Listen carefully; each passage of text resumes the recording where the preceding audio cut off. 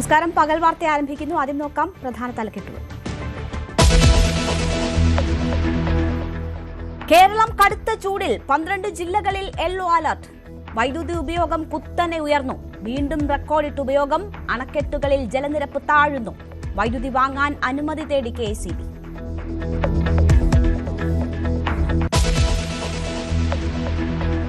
ലോക വാണിജ്യ മേഖലയിൽ പ്രതിസന്ധി രൂക്ഷമാക്കി പശ്ചിമേഷ്യൻ സംഘർഷം.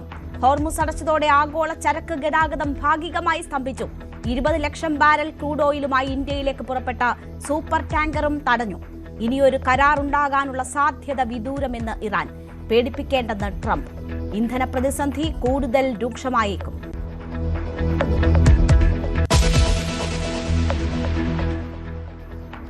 അന്വേഷണങ്ങൾ വഴിമുട്ടി സ്വർണ്ണക്കൊള്ള കേസ്. ED SIT അന്വേഷണം എങ്ങുമെത്തിയില്ല. 6 മാസമായിട്ടും കുറ്റപത്രം സമർപ്പിക്കാതെ പ്രത്യേക അന്വേഷണ സംഘം. ഇത് മുമ്പേ ഞങ്ങൾ പറഞ്ഞതല്ലേ എന്ന് പ്രതിപക്ഷ നേതാവ്.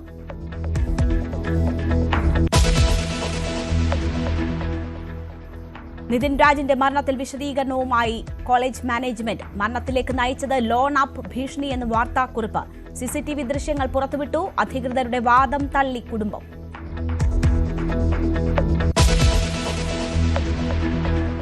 കുംഭമേള വൈറൽ താരത്തെയും പങ്കാളിയെയും കണ്ടെത്താനായില്ല. മധ്യപ്രദേശ് പോലീസ് മടങ്ങി. വ്യാജരേഖ ചമച്ചെന്ന പെൺകുട്ടിയുടെ പരാതിയിൽ കേസെടുക്കാതെ കേരള പോലീസ്.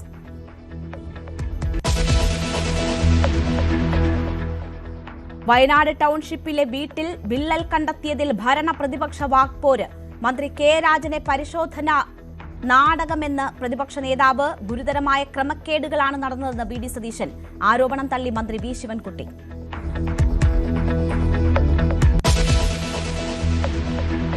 മലക്കപ്പാറയിൽ വയോധികയെ പുലി ആക്രമിച്ചു കൊന്നു. മരിച്ചത് ഷോളയൂർ സ്വദേശി ഇന്നാസി അമ്മാൾ. മൃതദേഹം പാതി ഭക്ഷിച്ച നിലയിൽ.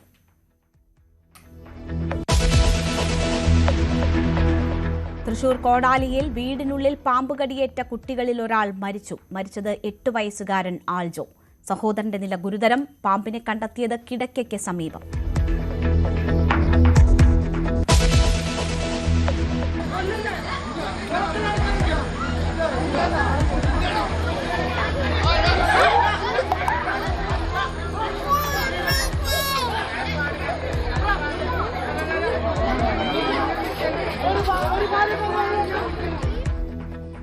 കൊല്ലത്ത് ഉത്സവത്തിനിടെ വടിവാളുമായി യുവാവിന്റെ പരാക്രമം. 3 പേർക്ക് പരിക്ക്. കുണ്ടറ സ്വദേശി അജോയ് അശോകൻ ഒളിവിൽ.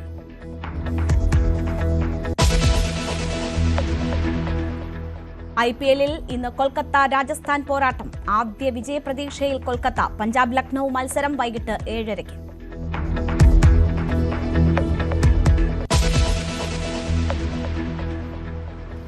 വാർത്തയിലേക്ക് വിശദമായി. സംസ്ഥാനത്ത് താപനില മുന്നറിയിപ്പ് തുടരുന്നു. 12 ജില്ലകളിൽ യെല്ലോ അലർട്ടാണ്. പാലക്കാട് ചൂട് 40 ഡിഗ്രി കടന്നേക്കുമെന്നാണ് മുന്നറിയിപ്പ്. പകൽ സമയത്ത് പുറത്തിറങ്ങുന്നവർ ജാഗ്രത പാലിക്കണമെന്ന് ആരോഗ്യവകുപ്പ് മുന്നറിയിപ്പ് നൽകി.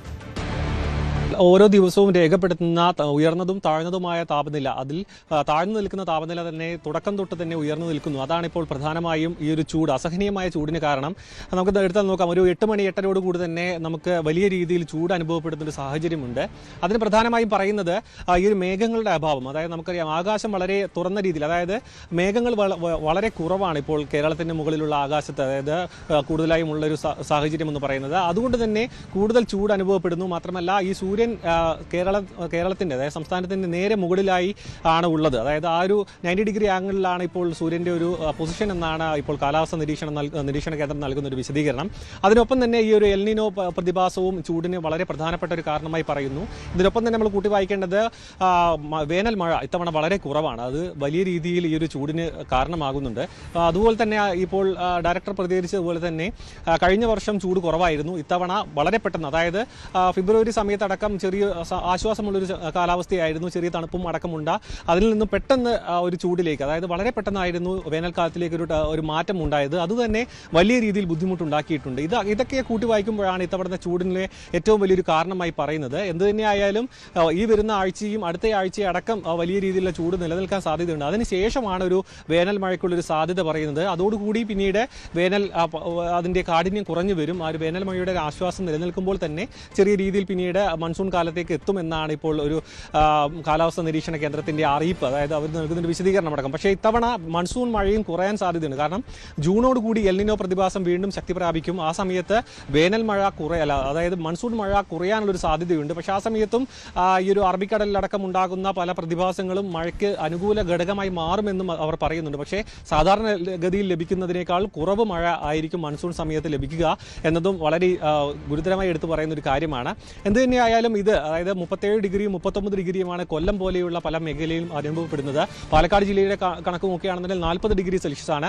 ഇതിൽ കാലാവസ്ഥാ നിരീക്ഷണ കേന്ദ്രം നൽകുന്ന ഡിഗ്രി സെൽഷ്യസിനേക്കാൾ കൂടുതലായിരിക്കും നമുക്ക് പൊതുജനങ്ങൾക്ക് അനുഭവവേദ്യമാകുന്ന ചൂട് എന്ന് പറയുന്നത്. അതും ഒപ്പം തന്നെ ഉയർന്നു നിൽക്കുന്ന അന്തരീക്ഷ സാന്ദ്രത അതായത് ഹ്യൂമിഡിറ്റി അടക്കം കൂടി നിൽക്കുന്നതും വലിയ രീതിയിൽ ചൂടിന് കാരണമാകുന്നുണ്ട്. ഇതിനൊപ്പം തന്നെ ചേർത്ത് വായിക്കേണ്ട മറ്റൊരു വിഷയം ഉയർന്ന വൈദ്യുതി ഉപഭോഗമാണ്. ഇപ്പോൾ 6000 മെഗാവാട്ടാണ് ഇപ്പോൾ പീക്ക് സമയങ്ങളിൽ വൈകുന്നേരം 6 മണി സമയങ്ങളിൽ കഴിഞ്ഞ ദിവസം അടക്കം 6013 മെഗാവാട്ടാണ് ഉപയോഗിക്കുന്നത്. 6300 വരെയാണ് ഇപ്പോൾ നിലവിലെ KSEBയുടെ സംവിധാനങ്ങൾക്ക് താങ്ങാൻ കഴിയുന്ന ഒരു ഉപഭോഗ ലെവൽ എന്ന് പറയുന്നത്. അതിൻ്റെ അപ്പുറത്തേക്ക് കാര്യങ്ങൾ കടക്കുകയാണെന്നുണ്ടെങ്കിൽ KSEB പ്രതിസന്ധിയിലാകും. എന്ത് തന്നെയായാലും ചൂട് തുടരും. അതിനൊപ്പം തന്നെ അതിനുവേണ്ട കൃത്യമായ മുൻകരുതൽ എടുക്കണം എന്ന് തന്നെയാണ് ഇപ്പോൾ നൽകുന്ന വിശദീകരണം. ആശുപത്രിയിൽ അതിനുവേണ്ടിയിട്ടുള്ള സജ്ജീകരണങ്ങൾ ഒരുക്കിയിട്ടുണ്ട്. ഹീറ്റ് ക്ലിനിക്കുകൾ അടക്കം ഒരുക്കിയിട്ടുമുണ്ട്. അതുതന്നെയാണ് ഇപ്പോൾ വരും ദിവസങ്ങളിലും കൂടുതലായി ഈ ഒരു ചൂട് നിലനിൽക്കാൻ തന്നെയാണ് സാധ്യത. സാരൻ സുധാകരന്റെ റിപ്പോർട്ടാണ് കണ്ടത്. സംസ്ഥാനത്ത് വൈദ്യുതി ഉപയോഗം സർവ്വകാല റെക്കോർഡിലെത്തി 117.15 ദശലക്ഷം യൂണിറ്റാണ് ഇന്നലത്തെ ഉപയോഗം. ചരിത്രത്തിലെ ഏറ്റവും ഉയർന്ന പ്രതിദിന ഉപയോഗ നിരക്കാണിത്. വൈകുന്നേരത്തെ വൈദ്യുതി ആവശ്യകതയിലും റെക്കോർഡാണ് രേഖപ്പെടുത്തിയത്. സംസ്ഥാനത്ത് ലോഡ് ഷെഡിങ്ങിനുള്ള സാഹചര്യമുണ്ടെന്നും ഇത് ഒഴിവാക്കാൻ ശ്രമം തുടങ്ങിയതായും അധികൃതർ പറയുന്നു. ആവശ്യം 300 യൂണിറ്റ് കൂടി കടന്നാൽ 15 മിനിറ്റ് വരെ വൈദ്യുതി നിയന്ത്രണം വേണ്ടിവരുമെന്നാണ് KSEBയുടെ വിലയിരുത്തൽ. ലഭ്യത ഉറപ്പാക്കാൻ യൂണിറ്റിന് 10 രൂപ വരെ വിലയുള്ള വൈദ്യുതി വാങ്ങാൻ അനുവദിക്കണമെന്നാവശ്യപ്പെട്ട് KSEB റെഗുലേറ്ററി കമ്മീഷനെ സമീപിച്ചിട്ടുണ്ട്. ചൂട് കൂടുന്നത് കാരണം മെയ് 15 വരെ ഉപയോഗം ഉയർന്നു നിൽക്കുമെന്നാണ് KSEBയുടെ വിലയിരുത്തൽ. ഡാമുകളിൽ സംഭരണശേഷിയുടെ 37% താഴെ അളവിലാണ് വെള്ളം ഇപ്പോഴുള്ളത്. ഹോർമുസ് കടലിടുക്കിൽ ഇന്ത്യൻ കപ്പലുകളുടെ ഗതാഗതം നിലച്ചതോടെ നിലവിലുള്ള ഇന്ധന പ്രതിസന്ധി രൂക്ഷമാകാൻ സാധ്യത. പശ്ചിമേഷ്യൻ സംഘർഷങ്ങൾ ആരംഭിച്ചപ്പോൾ മുതൽ ഇന്ത്യൻ കപ്പലുകളുടെ സുരക്ഷിത യാത്ര ഇറാൻ ഉറപ്പു നൽകിയിരുന്നു. എന്നാൽ കഴിഞ്ഞ ദിവസം ഹോർമുസ് കടക്കാൻ ശ്രമിച്ച 2 ഇന്ത്യൻ കപ്പലുകളാണ് ആക്രമിക്കപ്പെട്ടത്. ഒരു കപ്പൽ മാത്രമേ മേഖലയിലൂടെ കടന്നുപോയുള്ളൂ. വിഷയത്തിൽ ഇന്ത്യ ഇറാനോട് ആശങ്ക അറിയിച്ചിട്ടുണ്ട്. നാളെ വിപണിയിൽ വലിയ പ്രതിഫലനങ്ങൾ ഉണ്ടാകാനാണ് സാധ്യത. അതേസമയം ഇറാൻ US ചർച്ചയിൽ പ്രതിസന്ധി തുടരുകയാണ്. ഒരു കരാർ ഉണ്ടാകാനുള്ള സാധ്യത വിദൂരമെന്നാണ് Iran parliament speaker Mohammad Bagher ഖാലിബാഫിന്റെ നിലപാട്. ഹോർമുസ് അടച്ചതുകൊണ്ട് US-നെ ഭീഷണിപ്പെടുത്താനാകില്ലെന്ന് ട്രംപ് മുന്നറിയിപ്പും നൽകി. അജയ് സുധാ ബിജു ഏറ്റവും പുതിയ വിവരങ്ങളുമായി ചേരുന്നു. അജയ്, പ്രശ്ന പരിഹാരം എന്ന് കരുതിയിടുന്നിടത്ത് നിന്ന് പ്രശ്നം അതിരൂക്ഷമാകുന്ന സാഹചര്യത്തിലേക്കാണ് നീങ്ങിപ്പോകുന്നത്. ഇനിയൊരു കരാറിനുള്ള സാധ്യതയില്ല എന്ന് ഇറാൻ പറയുമ്പോൾ ചർച്ചകൾ പോലും അനിശ്ചിതത്വത്തിലാകുകയാണ്. രേണുക, ഇപ്പോൾ നാളെയാണ് ഇറാനും അമേരിക്കയും തമ്മിലുള്ള ഒരു 2ാം ഘട്ട ചർച്ച നടക്കാനുള്ള തീയതിയായി നേരത്തെ പല അഭ്യൂഹങ്ങളും കേട്ടിരുന്നത്. എന്നാൽ നാളെ ഇത്തരത്തിലൊരു ചർച്ച നടക്കാനുള്ള സാധ്യത അത് വളരെയധികം മങ്ങിയിരിക്കുകയാണ്. ഇതുവരെ ഇറാൻ ഉദ്യോഗസ്ഥരോ US ഉദ്യോഗസ്ഥരോ അടുത്ത ഘട്ട ചർച്ചയെപ്പറ്റി യാതൊരു സൂചനയും നൽകിയിട്ടില്ല. ഇറാന്റെ വിദേശകാര്യ മന്ത്രാലയം അടുത്ത ഘട്ട ചർച്ചകൾക്കായി ഒരു തീയതി നിശ്ചയിച്ചിട്ടില്ല എന്ന് തന്നെയാണ് പറയുന്നത്. ഇറാന്റെ പാർലമെന്റ് സ്പീക്കറായിട്ടുള്ള മുഹമ്മദ് ബാഖർ ഖാലിബാഫ് ഒരു പടി കൂടി കടന്ന് US-മായി ഒരു കരാർ ഉണ്ടാക്കുന്നത് വിദൂരമെന്നുള്ള ഒരു പരാമർശമാണ് നടത്തിയിരിക്കുന്നത്. എന്തായാലും ഹോർമുസ് കടലെടുക്ക് ഇറാൻ ഇപ്പോൾ വീണ്ടും അടച്ചതോടെ ഈ ചർച്ചയുടെ പ്രതിസന്ധി അത് കുറച്ചുകൂടി രൂക്ഷമായിരിക്കുകയാണ്. അമേരിക്കയുടെ ഉപരോധം തുടരുന്ന പശ്ചാത്തലത്തിലാണ് ഇറാൻ ഹോർമുസ് കടലെടുക്ക് വീണ്ടും അടച്ച് അതുവഴി കപ്പൽ ഗതാഗതം പൂർണ്ണമായി തടസ്സപ്പെടുത്തിയത്. ഇത് കാരണം ഇന്ത്യ അടക്കം വളരെ രൂക്ഷമായിട്ടാണ് ബാധിക്കപ്പെട്ടിരിക്കുന്നത്. കഴിഞ്ഞ ദിവസം ഹോർമുസ് കടക്കാൻ ശ്രമിച്ച 2 ഇന്ത്യൻ കപ്പലുകളെ ഇറാൻ ആക്രമിക്കുകയുണ്ടായിരുന്നു. ഇതിനെ തുടർന്ന് ഇന്ത്യ മേഖലയിലുള്ള കൂടുതൽ കപ്പലുകളെ പിൻവലിക്കുന്ന സ്ഥിതി ഉൾപ്പെടെയുണ്ടായി. ഒരു കപ്പൽ മാത്രമാണ് ഇന്ത്യയുടേതായ മേഖലയിലൂടെ കടന്നുപോയത്. 20 ലക്ഷം ബാരൽ ക്രൂഡ് ഓയിൽ വഹിച്ചു കൊണ്ടുവന്ന ഒരു സൂപ്പർ കാരിയറിനെയും ഇറാൻ ഇറാൻ തടഞ്ഞതായിട്ട് നിലവിൽ റിപ്പോർട്ടുകളുണ്ട്. അതുപോലെ തന്നെ ഈ വിഷയത്തിൽ ഇന്ത്യൻ കപ്പലുകളെ ആക്രമിച്ച വിഷയത്തിൽ ഇന്ത്യ ഇറാനെ ശക്തമായിട്ടുള്ള ഒരു ഇന്ത്യയുടെ ആശങ്ക അറിയിക്കുകയും ചെയ്തിട്ടുണ്ട്. അറിയിച്ചിട്ടുണ്ട്. ഇന്ത്യയുടെ വിദേശകാര്യ വക്താവായിട്ടുള്ള വിക്രം മിശ്രി ഇറാനിയൻ അംബാസഡറായിട്ടുള്ള മുഹമ്മദ് ഫത്താലിയെ നേരിട്ട് വിളിച്ചു വരുത്തിയാണ് ഇന്ത്യയുടെ ആശങ്ക അറിയിച്ചത്. ഇന്ത്യ ഇതിൽ വ്യക്തമാക്കുന്ന കാര്യം, മുൻപ് ഇന്ത്യൻ കപ്പലുകളെ ഹോർമുസ് കടലിടുക്ക് വഴി കടന്നുപോകാൻ അനുവദിച്ചിരുന്നു. ഇതിന് സമാനമായി ഇനി തുടർന്നും ഇത്തരത്തിൽ കപ്പലുകൾക്ക് ഗതാഗതം അനുവദിക്കണമെന്നും അതുപോലെ ഇന്ത്യയുടെ നാവിക ഉദ്യോഗസ്ഥരുടെയും കപ്പലുകളുടെയും സുരക്ഷയ്ക്ക് വലിയ പ്രാധാന്യമാണ് നൽകുന്നതെന്നും മുഹമ്മദ് ഫത്താലി അറിയിച്ചിട്ടുണ്ട്. എന്തായാലും ഇറാനിയൻ അംബാസഡർ ഇക്കാര്യം ഇറാനിലെ ഉന്നത ഉദ്യോഗസ്ഥരെ അറിയിക്കാം എന്ന് തന്നെയാണ് വ്യക്തമാക്കുന്നത്. ഇപ്പോൾ ഈ സംഘർഷം ഒരു സംഘർഷത്തിൽ ഒരു അനിശ്ചിതത്വം ഇപ്പോഴും തുടരുകയാണ്. ഇനി ചർച്ച എപ്പോഴെന്നതിനെ പറ്റിയിട്ട് കൃത്യമായ സൂചന ലഭിച്ചിട്ടില്ല. അതേസമയം ഇറാനും അമേരിക്കയും തമ്മിലുള്ള വെടിനിർത്തൽ കാലയളവ് ഏപ്രിൽ 22-ന് അവസാനിക്കുകയാണ്. ട്രംപ് ഈ വെടിനിർത്തൽ നീട്ടുന്നതിനെ പറ്റി യാതൊരു സൂചനയും നൽകിയിട്ടില്ല. ഇറാനും ഒരു കടുത്ത നിലപാടുമായി മുന്നോട്ട് പോവുകയാണ്. ആണവ വിഷയം ഉൾപ്പെടെ ഇപ്പോഴും സമവായത്തിൽ എത്തിയിട്ടില്ല. യുറേനിയത്തിന്റെ കാര്യത്തിലും തർക്കം തുടർന്നുകൊണ്ടിരിക്കുകയാണ്. തീർച്ചയായും തർക്കം തുടരുന്നു. അജയ്, നമ്മൾക്കറിയാം വളരെ കടുത്ത പ്രകോപനങ്ങൾ ട്രംപിന്റെ ഭാഗത്തു നിന്നും ഉണ്ടായതിനു ശേഷം പെട്ടെന്ന് വെടിനിർത്തലിലേക്കൊക്കെ കാര്യങ്ങൾ പോകുന്നത് നമ്മൾ കണ്ടിട്ടുള്ളതാണ്. ഇതിപ്പോൾ ഒരു പ്രശ്നപരിഹാരം എന്ന നിലയിലേക്ക് കാര്യങ്ങൾ എത്തിയപ്പോൾ ഇറാനുമേലുള്ള ഉപരോധം നീക്കില്ല എന്ന ട്രംപിന്റെ കടുംപിടുത്തമാണ് ഇപ്പോൾ ഇങ്ങനെ ഒരു സാഹചര്യം സൃഷ്ടിച്ചിരിക്കുന്നത്. ട്രംപിന് പിന്നോട്ട് പോകേണ്ടി വരും എന്നതാണോ സൂചനകൾ? ഇപ്പോഴും ഇറാൻ പിടിമുറുക്കുമ്പോൾ, നിലപാട് കടുപ്പിക്കുമ്പോൾ അയഞ്ഞ പ്രതികരണമാണ് ട്രംപിന്റെ ഭാഗത്തു നിന്ന് വരുന്നത്. അപ്പോൾ ട്രംപിന് ആ ഉപരോധത്തിൽ ഇളവ് നൽകിക്കൊണ്ടൊരു പ്രശ്നപരിഹാരത്തിലേക്ക് നീങ്ങേണ്ടി വരും എന്ന സാഹചര്യമാണോ ഇപ്പോൾ ഉള്ളത്? ഈ ഹോർമുസ് തടഞ്ഞ വിഷയത്തിൽ ട്രംപിന്റെ പ്രതികരണം വരുന്നത് ഇറാൻ ഇത്തരത്തിൽ ബ്ലാക്ക് മെയിലിംഗ് കൊണ്ട് US-നെ കീഴ്പ്പെടുത്താൻ ശ്രമിക്കേണ്ട എന്നാണ്. ഇത്തരത്തിലുള്ള ഭീഷണികൾക്കൊന്നും US വഴങ്ങില്ല എന്നും ട്രംപ് ഇപ്പോൾ കഴിഞ്ഞ ദിവസം മാധ്യമങ്ങളോട് പ്രതികരിച്ചിട്ടുണ്ട്. എന്തായാലും ഇപ്പോൾ ഇറാൻ ഇത്തരത്തിൽ ഹോർമുസ് കടലിടുക്ക് അടച്ചത് ലോകരാജ്യങ്ങളെ സമ്മർദ്ദത്തിലാക്കാൻ തന്നെയാണ്. ലോകരാജ്യങ്ങൾ കടുത്ത പ്രതിസന്ധിയിലൂടെ കടന്നു പോകുമ്പോൾ ട്രംപിന് മേൽ കൂടുതൽ സമ്മർദ്ദം ഉയരാനുള്ള സാധ്യതകളുണ്ട്. ഇതിലൂടെ ഈ ഇറാനോട് ഒരു സമവായത്തിൽ എത്തിക്കാൻ വേണ്ടി ട്രംപിനെ നിർബന്ധിതനാക്കുക, ഇത് തന്നെയാണ് ഇറാന്റെ നിലവിലെ ലക്ഷ്യം എന്നാണ് നമുക്ക് മനസ്സിലാക്കാൻ സാധിക്കുന്നത്. ഹോർമുസ് അടച്ചത് കാരണം ഇന്ത്യ ഉൾപ്പെടെ വലിയ പ്രതിസന്ധിയാണ് കാത്തിരിക്കുന്നത്. ഇന്ന് ഞായറാഴ്ച വിപണി ഇന്ന് പ്രവർത്തിക്കുന്നില്ല. നാളെ വിപണി തുറന്ന് പ്രവർത്തിക്കുന്നതോടുകൂടി ഈ ഹോർമുസ് അടച്ചതിലുള്ള പ്രതിഫലനങ്ങൾ നമുക്ക് കാണാൻ സാധിക്കും. കഴിഞ്ഞ ദിവസം ഹോർമുസ് ഇറാൻ തുറന്നതിന് പിന്നാലെ ക്രൂഡ് ഓയിലിന്റെ വില $90 പെർ ബാരലിലൊക്കെ എത്തി നിന്നിരുന്നു. ഇപ്പോൾ ഈ പൂർണ്ണമായിട്ട് ഇപ്പോൾ ഒരു കപ്പലുകളെയും കടന്നു പോകാൻ അനുവദിക്കാതെ ഇറാൻ ഹോർമുസ് അടച്ചതോടുകൂടി പ്രതിസന്ധി ഈ ക്രൂഡ് ഓയിൽ വില ഉൾപ്പെടെ ഉയരാനുള്ള സാധ്യതയുണ്ട്. ഈ ക്രൂഡ് ഓയിൽ വില ഉയർന്നാൽ തീർച്ചയായിട്ടും അത് ഇന്ത്യയിൽ പണപ്പെരുപ്പത്തിന് കാരണമാകും. അതുപോലെ രൂപയുടെ മൂല്യം വീണ്ടും താഴേക്ക് പോകാനുള്ള സാധ്യതയുണ്ട്. ഇന്ധന പ്രതിസന്ധി ഇപ്പോഴും രാജ്യത്ത് കടുത്ത രീതിയിൽ തുടരുകയാണ്. കൂടുതൽ LPG ഗ്യാസ് ഉൾപ്പെടെ ഇന്ത്യയിലേക്ക് വരാതിരുന്നാൽ അത് കടുത്ത ഒരു ക്ഷാമത്തിലേക്കായിരിക്കും രാജ്യത്തിനെ തള്ളിവിടുക. ഇപ്പോൾ ഇന്ത്യ ഇതുവരെ മറ്റ് പല രാജ്യങ്ങളിലും ഇന്ധനവില ഉൾപ്പെടെ വലിയ തോതിൽ വർദ്ധിച്ചിട്ടുണ്ട്. അമേരിക്കയിലും മറ്റ് പല രാജ്യങ്ങളിലും ഇത് കടുത്ത പ്രതിസന്ധി നേരിടുന്നുണ്ട്. എന്നാൽ ഇന്ത്യയിൽ ഇതുവരെ ഇന്ധനവില വർദ്ധിപ്പിച്ചിട്ടില്ല. സർക്കാർ ഈ നികുതിയിൽ ഉൾപ്പെടെ ഇളവ് വരുത്തിക്കൊണ്ടാണ് ഇന്ധനവില അഡ്ജസ്റ്റ് ചെയ്തത്. എന്നാൽ ഈ തെരഞ്ഞെടുപ്പുകൾ കഴിയുന്ന പശ്ചാത്തലത്തിൽ ചിലപ്പോൾ കേന്ദ്ര സർക്കാർ ഈ ഇന്ധനവിലയിൽ വർധനവ് ഉൾപ്പെടെ വരുത്താനുള്ള സാധ്യതകളുണ്ട്. അപ്പോൾ ഈ ഒരു പ്രതിസന്ധി കൂടുതൽ ഉയരുകയാണെങ്കിൽ തീർച്ചയായിട്ടും അതിനുൾപ്പെടെ കേന്ദ്ര സർക്കാർ നിർബന്ധിതരാകും. അങ്ങനെയാണെങ്കിൽ അത് സാധാരണക്കാർക്കുൾപ്പെടെ വലിയൊരു അടി നൽകാനുള്ള സാധ്യതയുമുണ്ട്. മറ്റ് പല രാജ്യങ്ങളും ഇതിനോടകം തന്നെ അത്തരം കടുത്ത നടപടികളുമായി മുന്നോട്ട് പോയി കഴിഞ്ഞു. പല രാജ്യങ്ങളും ഇപ്പോഴും ഈ സർക്കാർ ഓഫീസുകളുടെ പ്രവർത്തനമാണെങ്കിലും മറ്റ് സ്വകാര്യ വാഹനങ്ങളുടെ ഒരു ഓട്ടമാണെങ്കിലും എല്ലാം നിയന്ത്രിച്ചുകൊണ്ട് നിലപാടെടുത്തിട്ടുണ്ട്. വിദ്യാഭ്യാസ സ്ഥാപനങ്ങളുടെ പ്രവർത്തനം ഉൾപ്പെടെ പല രാജ്യങ്ങളിലും പ്രതിസന്ധിയിലാണ്. പലരും ഓൺലൈൻ വഴിയാണ് ഇതെല്ലാം തുടരുന്നത്. തീർച്ചയായും വലിയ ആശങ്ക ലോകത്ത് നിലനിൽക്കുകയാണ്. അപ്പോൾ രണ്ടാം ഘട്ട ചർച്ചകൾ പോലും അനിശ്ചിതത്വത്തിലാകുന്ന ഒരു സാഹചര്യമാണ് ഇപ്പോൾ ഉരുത്തിരിഞ്ഞിരിക്കുന്നത്. അജയ് സുധ ബിജു ആണ് വിവരങ്ങൾ നൽകിയത്. ശബരിമല സ്വർണ്ണക്കൊള്ളയിൽ ED അന്വേഷണം വഴിമുട്ടി. അന്വേഷണ ഉദ്യോഗസ്ഥൻ സ്ഥലം മാറിയതാണ് പ്രതിസന്ധിയായത്. അഡീഷണൽ ഡയറക്ടർ അശോക് ഗോയലിനെ അലഹബാദിലേക്കാണ് സ്ഥലം മാറ്റിയത്. SIT അന്വേഷണം ഇഴയുകയാണ്. 6 മാസമായിട്ടും കേസിൽ ഇതുവരെ കുറ്റപത്രം സമർപ്പിച്ചിട്ടില്ല. ശബരിമല സ്വർണ്ണക്കൊള്ളയിൽ ഇ.ഡി. അന്വേഷണവും നിലയ്ക്കുന്ന സാഹചര്യത്തിലേക്കാണ് പോകുന്നത്. ഒന്നാം പ്രതി ഉണ്ണികൃഷ്ണൻ പോറ്റി അടക്കമുള്ള ആരെയും ഇ.ഡി. ഇതുവരെ ചോദ്യം ചെയ്തിട്ടില്ല. എന്നാൽ നമുക്കറിയാം, കൊല്ലം വിജിലൻസ് കോടതിയിൽ നിന്നും പ്രത്യേക അനുമതി വാങ്ങിയ ശേഷമാണ് ഇ.ഡി. SITയുടെ കയ്യിൽ നിന്നും ഇതുമായി അന്വേഷണവുമായി ബന്ധപ്പെട്ട രേഖകൾ കൈപ്പറ്റിയത്. അതേസമയം ഇ.ഡി. അന്വേഷിക്കുന്നത് ഈ ഉണ്ണികൃഷ്ണൻ പോറ്റിയുടെയും മുരാരി ബാബുവിന്റെയും പത്മകുമാറിന്റെയും ഒക്കെ സാമ്പത്തിക ഇടപാടുകളാണ്.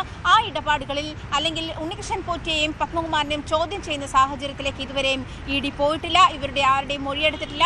മാത്രമല്ല, ഇതുമായി ബന്ധപ്പെട്ട് ഇ.ഡി. ഒരു കേസും രജിസ്റ്റർ ചെയ്തിട്ടില്ല, ECIR രജിസ്റ്റർ ചെയ്തിട്ടില്ല, ഇതുമായി ബന്ധപ്പെട്ട് അറസ്റ്റ് രേഖപ്പെടുത്തിയിട്ടില്ല. ഈ കേസ് അന്വേഷിക്കുന്ന അഡീഷണൽ ഡയറക്ടർ അശോക് ഗോയലിനെ അലഹബാദിലേക്ക് ട്രാൻസ്ഫർ ചെയ്തിരിക്കുകയാണ്. അതാണ് പ്രത്യേകിച്ച് അന്വേഷണം നിലച്ചു പോകാനുള്ള സാഹചര്യമെന്നാണ് വിലയിരുത്തപ്പെടുന്നത്. അതേസമയം തന്നെ നമുക്കറിയാം, ഇ.ഡി. ഈ കേസുമായി ബന്ധപ്പെട്ട ഇടപെടൽ നടത്തുന്നു. SITയോട് ഇതുമായി ബന്ധപ്പെട്ട രേഖകൾ ചോദിക്കുന്നു. അതേസമയം ഹൈക്കോടതിയുടെ മേൽനോട്ടത്തിലുള്ള അന്വേഷണ ചുമതല ഹൈക്കോടതിക്കായതുകൊണ്ട് തന്നെ ഈ ഹൈക്കോടതിയുടെ മേൽനോട്ടത്തിൽ നടക്കുന്ന കേസുകളായതുകൊണ്ടും അതിന് ഇൻ ക്യാമറ പ്രൊസീഡിംഗ്സ് ആയതുകൊണ്ട് തന്നെയും SIT ഇതുമായി ബന്ധപ്പെട്ട രേഖകൾ നേരിട്ട് കൈമാറാൻ തയ്യാറായിരുന്നില്ല.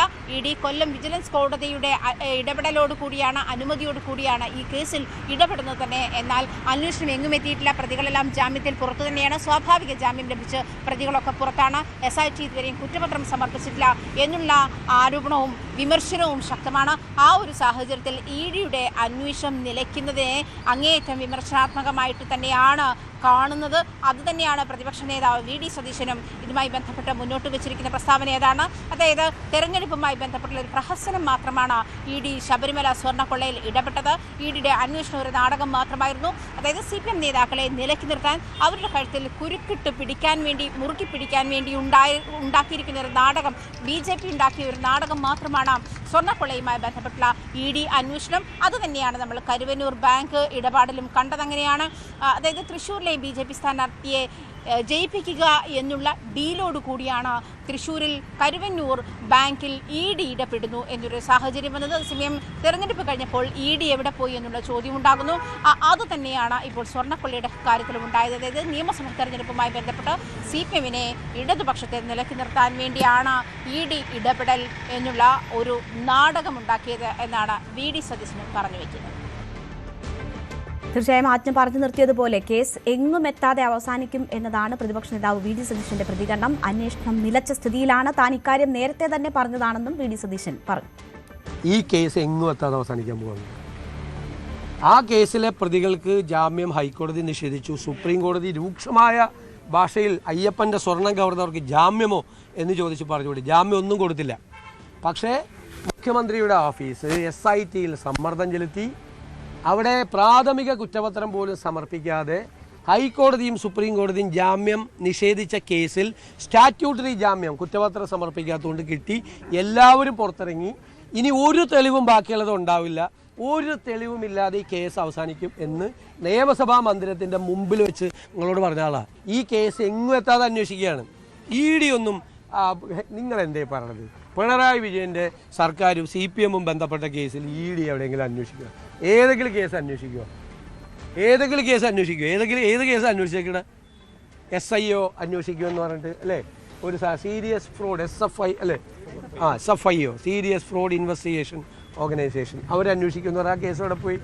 പിന്നെ ഇ.ഡി. ഒരു സമൻസ് അയച്ചിട്ടുണ്ടായല്ലോ മുഖ്യമന്ത്രിയുടെ മകന്, അതെവിടെ പോയി? പിന്നെയാണ് ശബരിമല. വയനാട് ടൗൺഷിപ്പിലെ വീട്ടിൽ വിള്ളൽ കണ്ടെത്തിയതിൽ ഭരണ പ്രതിപക്ഷ വാക്പോര്. വിള്ളൽ കണ്ടെത്തിയ വീട്ടിൽ മന്ത്രി K. രാജൻ പരിശോധന നടത്തിയത് നാടകമെന്നാണ് പ്രതിപക്ഷ നേതാവ് V.D. സതീശന്റെ വിമർശനം. വീടുകൾ താമസയോഗ്യമല്ലാത്ത നിലയിലാണെന്നും ഗുരുതരമായ ക്രമക്കേടുകളാണ് നടന്നതെന്നും പ്രതിപക്ഷ നേതാവ് ആരോപിച്ചു. ഇവിടെ മുഖ്യമന്ത്രി ഉദ്ഘാടനം ചെയ്ത വീട്ടിൽ ആരും ഇതുവരെ താമസിച്ചിട്ടില്ലല്ലോ. ആളുകളെ താമസിപ്പിക്കാനുള്ള സ്ഥിതിയിലായിട്ടില്ല ആ വീട്. അപ്പോൾ തെരഞ്ഞെടുപ്പിന് മുമ്പ് ജനങ്ങളെ കബളിപ്പിക്കാൻ വേണ്ടി നടത്തിയ കാപട്യമായിരുന്ന ഉദ്ഘാടനം. പണി പൂർത്തിയായിട്ടില്ല. പണി പൂർത്തിയാക്കി പിറ്റേ ദിവസം താക്കോൽ കൊടുത്താൽ മതിയല്ലോ. അപ്പോൾ എത്ര ദിവസമായി ഉദ്ഘാടനം നടത്തിയിട്ട്? ഉദ്ഘാടനം നടത്തിയത് തന്നെ കാപട്യമാണ്. പണി പൂർത്തിയാകാതെ ഉദ്ഘാടനം നടത്തി തെരഞ്ഞെടുപ്പ് കാലത്ത് മുഴുവൻ അതിനെ ആഘോഷിച്ച് കേരളം മുഴുവൻ ആയിരക്കണക്കിന് ബോർഡുകൾ വെച്ച് ഇപ്പോൾ ഒരാൾക്ക് പോലും അതിൻ്റെ അകത്ത് താമസിക്കാൻ പറ്റിയിട്ടില്ല. പിന്നെ മന്ത്രി മേശയുടെ പുറത്ത് കയറി എന്ത് നാടകമാണ്. മന്ത്രിയാണ് മേശയുടെ പുറത്ത് കയറിയിട്ട് മന്ത്രിയാണ് ചോർച്ചയുണ്ടെന്ന് പരിശോധിക്കുന്നത്, പെൻസിൽ മാർക്കാണെന്ന് പരിശോധിക്കുന്ന മന്ത്രിയാണോ? ഗുരുതരമായ ക്രമക്കേടുകളാണ് ആരോപിക്കപ്പെട്ടിരിക്കുന്നത് നിർമ്മാണത്തിൽ തന്നെ. ഇത് തന്നെ ഏച്ചു കെട്ടിയ ഉദ്ഘാടനമാണ് അവിടെ നടത്തിയത്. ഇതിനൊക്കെ മറുപടി പറയേണ്ടി വരും. ഞാൻ പറയല്ലോ, കാലം ഇതിനെല്ലാം കണക്ക് ചോദിക്കും. തെറ്റായ പ്രചരണങ്ങൾ തിരഞ്ഞെടുപ്പ് കാലത്ത് നടത്തിയതിൻ്റെ ഓരോന്നോരോന്നായിട്ട് പുറത്തു വരിക, അത് പുറത്തു വരും. ഇനിയുണ്ടല്ലോ ഒരുപാട് കാര്യങ്ങൾ. എന്നാൽ ടൗൺഷിപ്പിലെ വീട്ടിൽ വിള്ളൽ എന്ന ആരോപണം മന്ത്രി വി ശിവൻകുട്ടി തള്ളി. വിള്ളൽ എന്നത് അടിസ്ഥാനരഹിതമായ വാർത്തയാണ്. അടുത്ത 5 വർഷത്തെ അറ്റകുറ്റപ്പണിയുടെ ചുമതല ഊരാളുങ്കലിനാണെന്നും വി ശിവൻകുട്ടി പറഞ്ഞു. നിതിൻ രാജിന്റെ മരണത്തിൽ വിശദീകരണവുമായി അഞ്ചരക്കണ്ടി മെഡിക്കൽ കോളേജ് മാനേജ്മെന്റ്. ജീവനൊടുക്കാൻ കാരണം ലോൺ ആപ്പ് ഭീഷണി എന്നാണ് പ്രസ്റ്റീജ് എഡ്യൂക്കേഷണൽ ട്രസ്റ്റിന്റെ വാർത്താക്കുറിപ്പിൽ വിശദീകരിക്കുന്നത്. ജാതി വിവേചന ആരോപണം അടിസ്ഥാനരഹിതമെന്നും മാനേജ്മെന്റ് വാദിക്കുന്നു. പ്രിൻസിപ്പലിന്റെ മുറിയിലെത്തിയ നിതിനോട് അധ്യാപികയുടെ റഫറൻസ് നമ്പർ ഒഴിവാക്കാൻ ആവശ്യപ്പെട്ടു. ലോൺ എടുത്തത് സഹോദരി ഭർത്താവ് അശോകന് വേണ്ടിയെന്ന് നിതിൻ പറഞ്ഞുവെന്നുമാണ് വാദം. പ്രിൻസിപ്പലിന്റെ മുറിയിൽ നടന്ന സംഭവങ്ങളുടെ CCTV ദൃശ്യങ്ങളും കോളേജ് അധികൃതർ പുറത്തുവിട്ടു. നിതിൻ രാജിന്റെ മരണം സംഭവിച്ച് 9ാം നാളാണ് ഇപ്പോൾ കോളേജിന്റെ ഭാഗത്തു നിന്നും ഇത്തരത്തിലൊരു വിശദീകരണം വരുന്നത്. അഞ്ചരക്കണ്ടി മെഡിക്കൽ കോളേജിന് വേണ്ടി prestige educational trust managing director P സിദ്ദിഖാണ് ഇത്തരത്തിലൊരു വാർത്താക്കുറിപ്പ് പുറത്തിറക്കിയത്. അതായത് നിതിൻ രാജിന്റെ മരണവുമായി ബന്ധപ്പെട്ട് കോളേജിന് ഒരു തരത്തിലും ബന്ധമില്ല, ജാതീയ അധിക്ഷേപം കോളേജിൽ നടന്നിട്ടില്ല. പ്രിൻസിപ്പലിന്റെ മുറിയിൽ വിളിച്ചു വരുത്തിയത് ഈ ലോൺ ആപ്പുമായി ബന്ധപ്പെട്ട കാര്യങ്ങൾ ചർച്ച ചെയ്യാനാണ്. ലതാ ശശിധരൻ എന്ന് പറയുന്ന അധ്യാപികയുടെ നമ്പർ റെഫറൻസായി നൽകിയിരുന്നു. ആ നമ്പർ ഇതിൽ നിന്നും നീക്കണമെന്ന് ആവശ്യപ്പെട്ടു. പക്ഷേ നിതിൻ അതിന് തയ്യാറായിട്ടില്ല എന്നാണ് ഈ വാർത്താക്കുറിപ്പിൽ പറയുന്നത്. പിന്നീട് ലതാ ശശിധരൻ പരാതിയുമായി മുന്നോട്ട് പോകും എന്ന് അറിഞ്ഞപ്പോൾ അങ്ങനെ ഒരു ഘട്ടത്തിലാണ് ഒരു ജീവനെടുക്കിയത് എന്നാണ് ഇതിൽ പറയുന്നത്. ഈ നിതിനെ പലപ്പോഴും ചേർത്ത് നിർത്തിയിട്ടേ കോളേജ് ഉള്ളൂ എന്നും ഈ വാർത്താക്കുറിപ്പിൽ പറയുന്നു. നേരത്തെ നിതിന് വ്യക്തിപരമായ ചില പ്രശ്നങ്ങളുണ്ടായിരുന്നു. ആ പ്രശ്നങ്ങളെ തുടർന്ന് കുടുംബത്തിൽ നിന്നും മാതാപിതാക്കളെ വിളിച്ചു വരുത്തിയിരുന്നു. അതിനുശേഷം നിതിന് കൗൺസിലിംഗ് നൽകണമെന്ന് ആവശ്യപ്പെട്ടിരുന്നു. അതിൽ രേഖാമൂലം ഇവർ എഴുതി ഈ കോളേജിലും അതുപോലെ തന്നെ പോലീസ് സ്റ്റേഷനിലും നൽകിയിരുന്നു എന്നാണ് പറയുന്നത്. ഈ പണം എടുത്തത് സഹോദരി ഭർത്താവ് അശോകിന് വേണ്ടിയാണെന്നും ഈ വാർത്താക്കുറിപ്പിൽ പറയുന്നത്. ഇതോടൊപ്പം പുതിയൊരു ദൃശ്യം കൂടി മാനേജ്മെന്റ് പുറത്തുവിട്ടിട്ടുണ്ട്. അതായത് പ്രിൻസിപ്പളും ലതാ ശശിധരനും നിതിനും ഒരുമിച്ച് ഇരിക്കുമ്പോഴുണ്ടായ സംഭാഷണത്തിന്റെ ചില ഭാഗങ്ങളാണ് ഇപ്പോൾ പുറത്തു വന്നിട്ടുള്ളത്. എന്തായാലും പോലീസിന്റെ കയ്യിലുള്ള ദൃശ്യങ്ങളിൽ പലതും പുറത്തു വന്നിരുന്നെങ്കിലും നിതിൻ ഈ മുറിയിൽ നിന്നും പൊട്ടിക്കരഞ്ഞുകൊണ്ട് പുറത്തേക്ക് പോയി എന്ന് പറയുന്ന ആ ദൃശ്യം ഇതുവരെ പുറത്തു വന്നിട്ടില്ല. അത്തരം ദൃശ്യങ്ങൾ വൈകാതെ തന്നെ പുറത്തു വരുന്നതാണ് പ്രതീക്ഷിക്കുന്നത്. ഏതായാലും കോളേജ് അധികൃതർ ഇപ്പോൾ 9ാം നാൾ, അതായത് നിതിന്റെ മരണം സംഭവിച്ച് 9ാം നാളാണ് ഇത്തരത്തിലൊരു വിശദീകരണം ഇറക്കുന്നതെന്നതും പ്രത്യേകതയുണ്ട്. ഇതിൽ കൃത്യമായി കോളേജിന് ഏതെങ്കിലും തരത്തിൽ ഒരു വീഴ്ചയും സംഭവിച്ചിട്ടില്ല എന്ന് പറഞ്ഞു വെക്കാനാണ് ഈ ഒരു വാർത്താക്കുറിപ്പ് പൂർണ്ണമായും ശ്രമിക്കുന്നത്. അതോടൊപ്പം തന്നെ കോളേജിൽ മറ്റ് വിദ്യാർത്ഥികളും ഈ നിതിന് ഉണ്ടായ ചില വ്യക്തിപരമായ പ്രശ്നങ്ങൾ അത് മറ്റ് വിദ്യാർത്ഥികളും അറിയാമെന്നും ഇതിൽ പറയുന്നുണ്ട്. ഈ ഭൂമി സംബന്ധമായ കോളേജിനെതിരെ ഉയർന്നു വന്ന ആരോപണങ്ങൾ അത് പൂർണ്ണമായും നിഷേധിക്കുന്നുണ്ട്. അത്തരത്തിൽ ഒരു പ്രശ്നങ്ങളും കോളേജിൽ ഇല്ല എന്നാണ് ഈ ഒരു വാർത്താക്കുറിപ്പിൽ വ്യക്തമാക്കുന്നത്. എന്തായാലും ഈ ഒരു സമയത്ത്, അതായത് നിതിൻ രാജിന്റെ അന്വേഷണം, മരണവുമായി ബന്ധപ്പെട്ട അന്വേഷണം അന്തിമഘട്ടത്തിൽ എത്തി നിൽക്കുകയാണ് ഇങ്ങനൊരു വാർത്താക്കുറിപ്പ് വരുന്നത്. വിദ്യാർത്ഥികൾ ഉൾപ്പെടെ നേരത്തെ ഉന്നയിച്ച ആരോപണം ഈ ഒരു മാനേജ്മെന്റ് ഏതെങ്കിലും തരത്തിൽ ഈ രംഗത്ത് വരുന്നില്ല എന്നതാണ്. അതായത് ഈ സംഭവവുമായി ബന്ധപ്പെട്ട് ഒരു വിശദീകരണത്തിനും തയ്യാറായിട്ടില്ല എന്നാണ് പറയുന്നത്. ഈ വലിയ തോതിൽ കോളേജിനെതിരെ ആരോപണം ഉയർന്ന സാഹചര്യത്തിലാണ് നിതിന്റെ വീട്ടിൽ പോകാതിരുന്നതെന്നും ഈ വാർത്താക്കുറിപ്പിൽ പറയുന്നുണ്ട്. ജാതീയമായ അല്ലെങ്കിൽ അത്തരത്തിലുള്ള വിവേചനം ഒന്നും തന്നെ കോളേജിൽ നടന്നിട്ടില്ല എന്ന് പറയുന്നു. അത്തരം പരാതിയൊന്നും നിതിൻ രാജ് ഉന്നയിച്ചിട്ടില്ല എന്നും വാർത്താക്കുറിപ്പിൽ പറയുന്നുണ്ട്. എന്തായാലും പോലീസ് ഇത് സംബന്ധിച്ചൊരു അന്തിമ നിഗമനത്തിലേക്ക് ഇതുവരെ എത്തിയിട്ടില്ല. ഇതിനിടയിലാണ് ലോൺ ആപ്പുമായി ബന്ധപ്പെട്ട പ്രശ്നമാണ് നിതിൻ രാജ് ജീവനൊടുക്കാൻ കാരണമെന്ന തരത്തിൽ ഇപ്പോൾ വാർത്താക്കുറിപ്പ് ഇറക്കിയിട്ടുള്ളത്. പോലീസ് ഉടൻ വൈകാതെ തന്നെ ഇത് സംബന്ധിച്ച ഒരു തീരുമാനം, ഈ കാര്യത്തിൽ എന്താണ് സംഭവിച്ചെന്ന കാര്യത്തിൽ ഒരു വിശദീകരണം വൈകാതെ തന്നെ വരും. പോലീസ് അന്വേഷണം അവസാന ഘട്ടത്തിലാണ്. ഇതുവരെ പോലീസ് ഇതിൽ ലോൺ ആപ്പുമായി ബന്ധപ്പെട്ട പ്രശ്നമുണ്ട്, അതോടൊപ്പം ഈ കോളേജ് തലത്തിൽ മാനസിക സമ്മർദ്ദം നിതിനുണ്ടായി എന്ന തരത്തിലൊക്കെ കാര്യങ്ങൾ പുറത്തു വന്നിരുന്നു. ഇതാണ് പൂർണ്ണമായും ഇപ്പോൾ കോളേജ് അധികൃതർ നിഷേധിക്കുന്നത്. അത്തരത്തിൽ ഒരു സംഭവം ഉണ്ടായിട്ടില്ല, അത്തരം പരാതികളെല്ലാം അടിസ്ഥാനരഹിതമാണെന്ന് പറയുന്നു. നേരത്തെ സൂചിപ്പിച്ചതുപോലെ തന്നെ ഭൂമി സംബന്ധമായ പ്രശ്നങ്ങളിലും അങ്ങനെ ഒരു പ്രശ്നം ഇല്ല എന്നും ഈ അദ്നാൻ ഇറക്കിയ വാർത്താക്കുറിപ്പിൽ പറയുന്നുണ്ട്.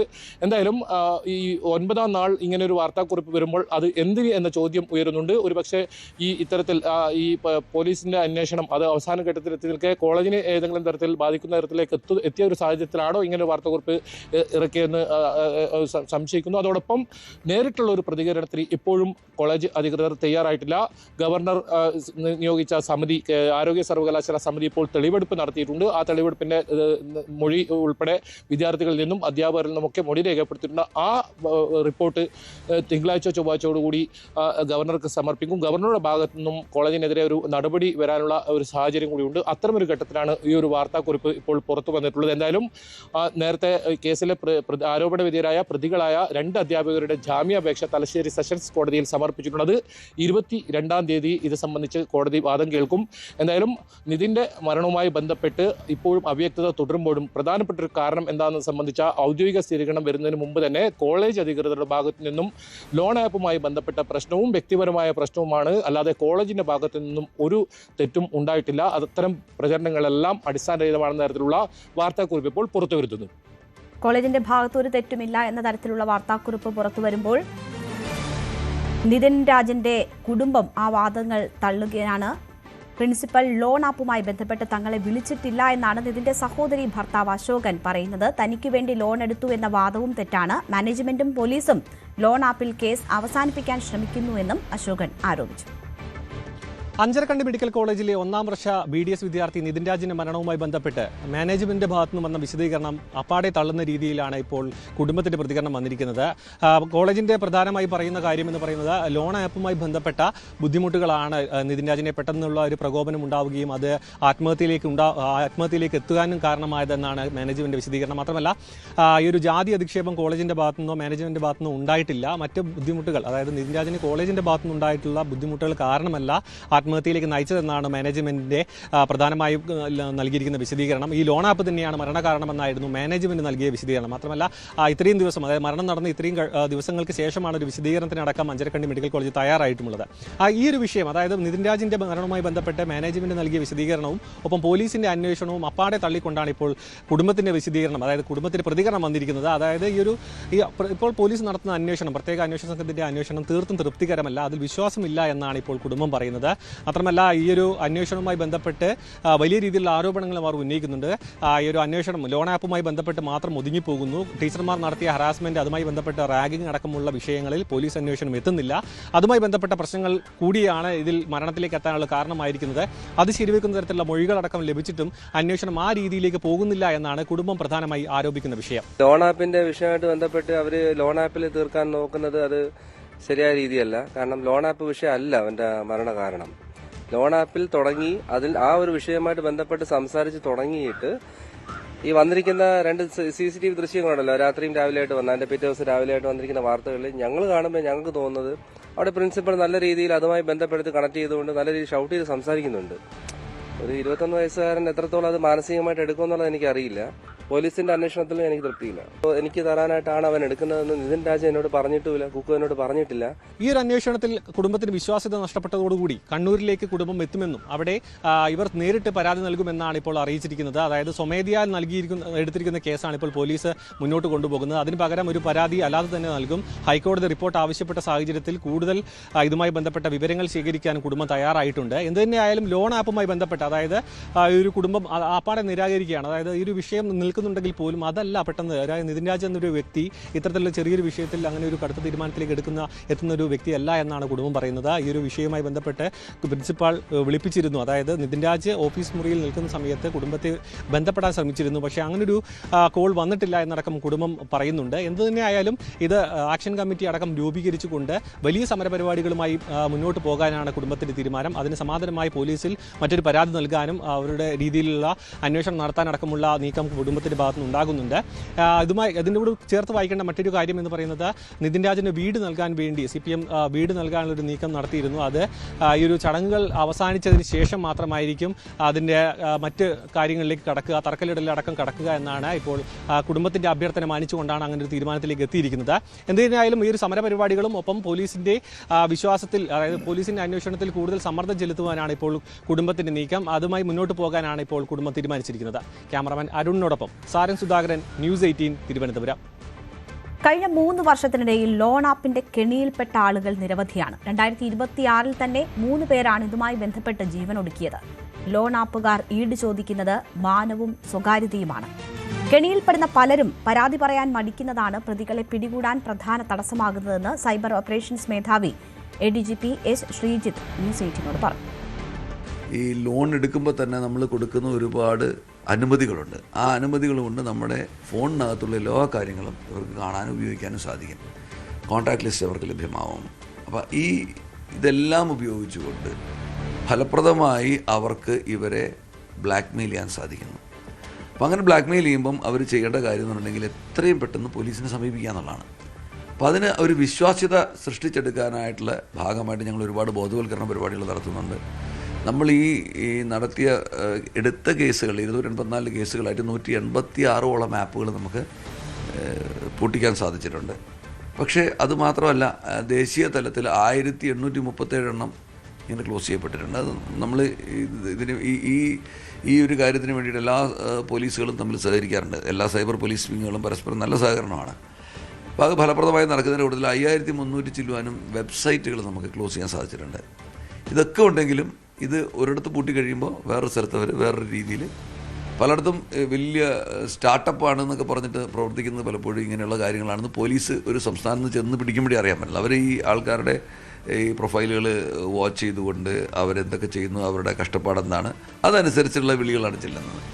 അപ്പം അതിനകത്ത് ഈ പ്രൊഫഷണലായിട്ട് നോക്കുകയാണെങ്കിൽ ഒരു പ്രൈവറ്റ് ജോലികൾ, അതായത് സ്വകാര്യ സ്ഥാപനങ്ങളിൽ ജോലി ചെയ്യുന്നവരൊരു 32% ആൾക്കാർ ഇതിനകത്ത് ഇരയാവുന്നുണ്ട്. വാൽപ്പാറ അപകടത്തിൽ പരിക്കേറ്റ 4 പേർ ചികിത്സയിൽ തുടരുകയാണ്. 2 പേരുടെ നില ഗുരുതരമാണ്. പെരിന്തൽമണ്ണയിൽ ചികിത്സയിൽ കഴിയുന്ന കുട്ടിയുടെ നില തൃപ്തികരമെന്ന് ഡോക്ടർമാർ അറിയിച്ചു. വാൽപ്പാറ അപകടത്തിൽ പരിക്കേറ്റ 3 പേരാണ് കോയമ്പത്തൂർ മെഡിക്കൽ കോളേജ് ആശുപത്രിയിൽ ചികിത്സയിലുള്ളത്. ഇതിൽ 3 പേരുടെയും നില അല്പം കഴിഞ്ഞ ദിവസത്തിനേക്കാളും അല്പം മെച്ചപ്പെട്ടിട്ടുണ്ടെന്നാണ് ആശുപത്രി വൃത്തങ്ങൾ പറയുന്നത്. ഇതിൽ മരണപ്പെട്ട അപകടത്തിൽ മരണപ്പെട്ട സ്കൂളിലെ പാചക തൊഴിലാളിയായിരുന്ന സാജിദയുടെ മകൻ ഷഹാദ് 11 വയസ്സുകാരനാണ്. ഷഹാദിൻ്റെ കാലുകളുടെ ഒരു ചലനശേഷിയുടെ കാര്യത്തിൽ ഒരു സംശയം ആശുപത്രി അധികൃതർ പുലർത്തുന്നുണ്ട്. അരയ്ക്ക് കീഴ്പോട്ടുള്ള ചലനശേഷി സംബന്ധിയായ കാര്യങ്ങളിൽ കുറെ കൂടി വിദഗ്ധ ചികിത്സയും നിരീക്ഷണവും ആവശ്യമാണ് എന്ന രീതിയിലാണ് നിലവിലെ ഒരു റിപ്പോർട്ട് എന്ന് പറയുന്നത്. 3 പേർക്കും 48 മണിക്കൂർ നിരീക്ഷണമാണ് ഉള്ളത്. അതിൽ പ്രാഥമികമായ അനുമാനങ്ങളാണിത്. കുറെ കൂടി വിശദമായ പരിശോധനകൾ ഷഹാദിൻ്റെ കാര്യത്തിൽ വേണ്ടി വരും എന്ന് തന്നെയാണ് പറയുന്നത്. അതോടൊപ്പം തന്നെ അവിടുത്തെ ഈ LPU സ്കൂളിലെ വാൻ്റെ ഡ്രൈവറായിരുന്ന നൗഷാദിനും ചികിത്സയിലെ കാര്യത്തിൽ ചെറിയ രീതിയിലുള്ളൊരു പുരോഗതിയാണ് കാണുന്നത്.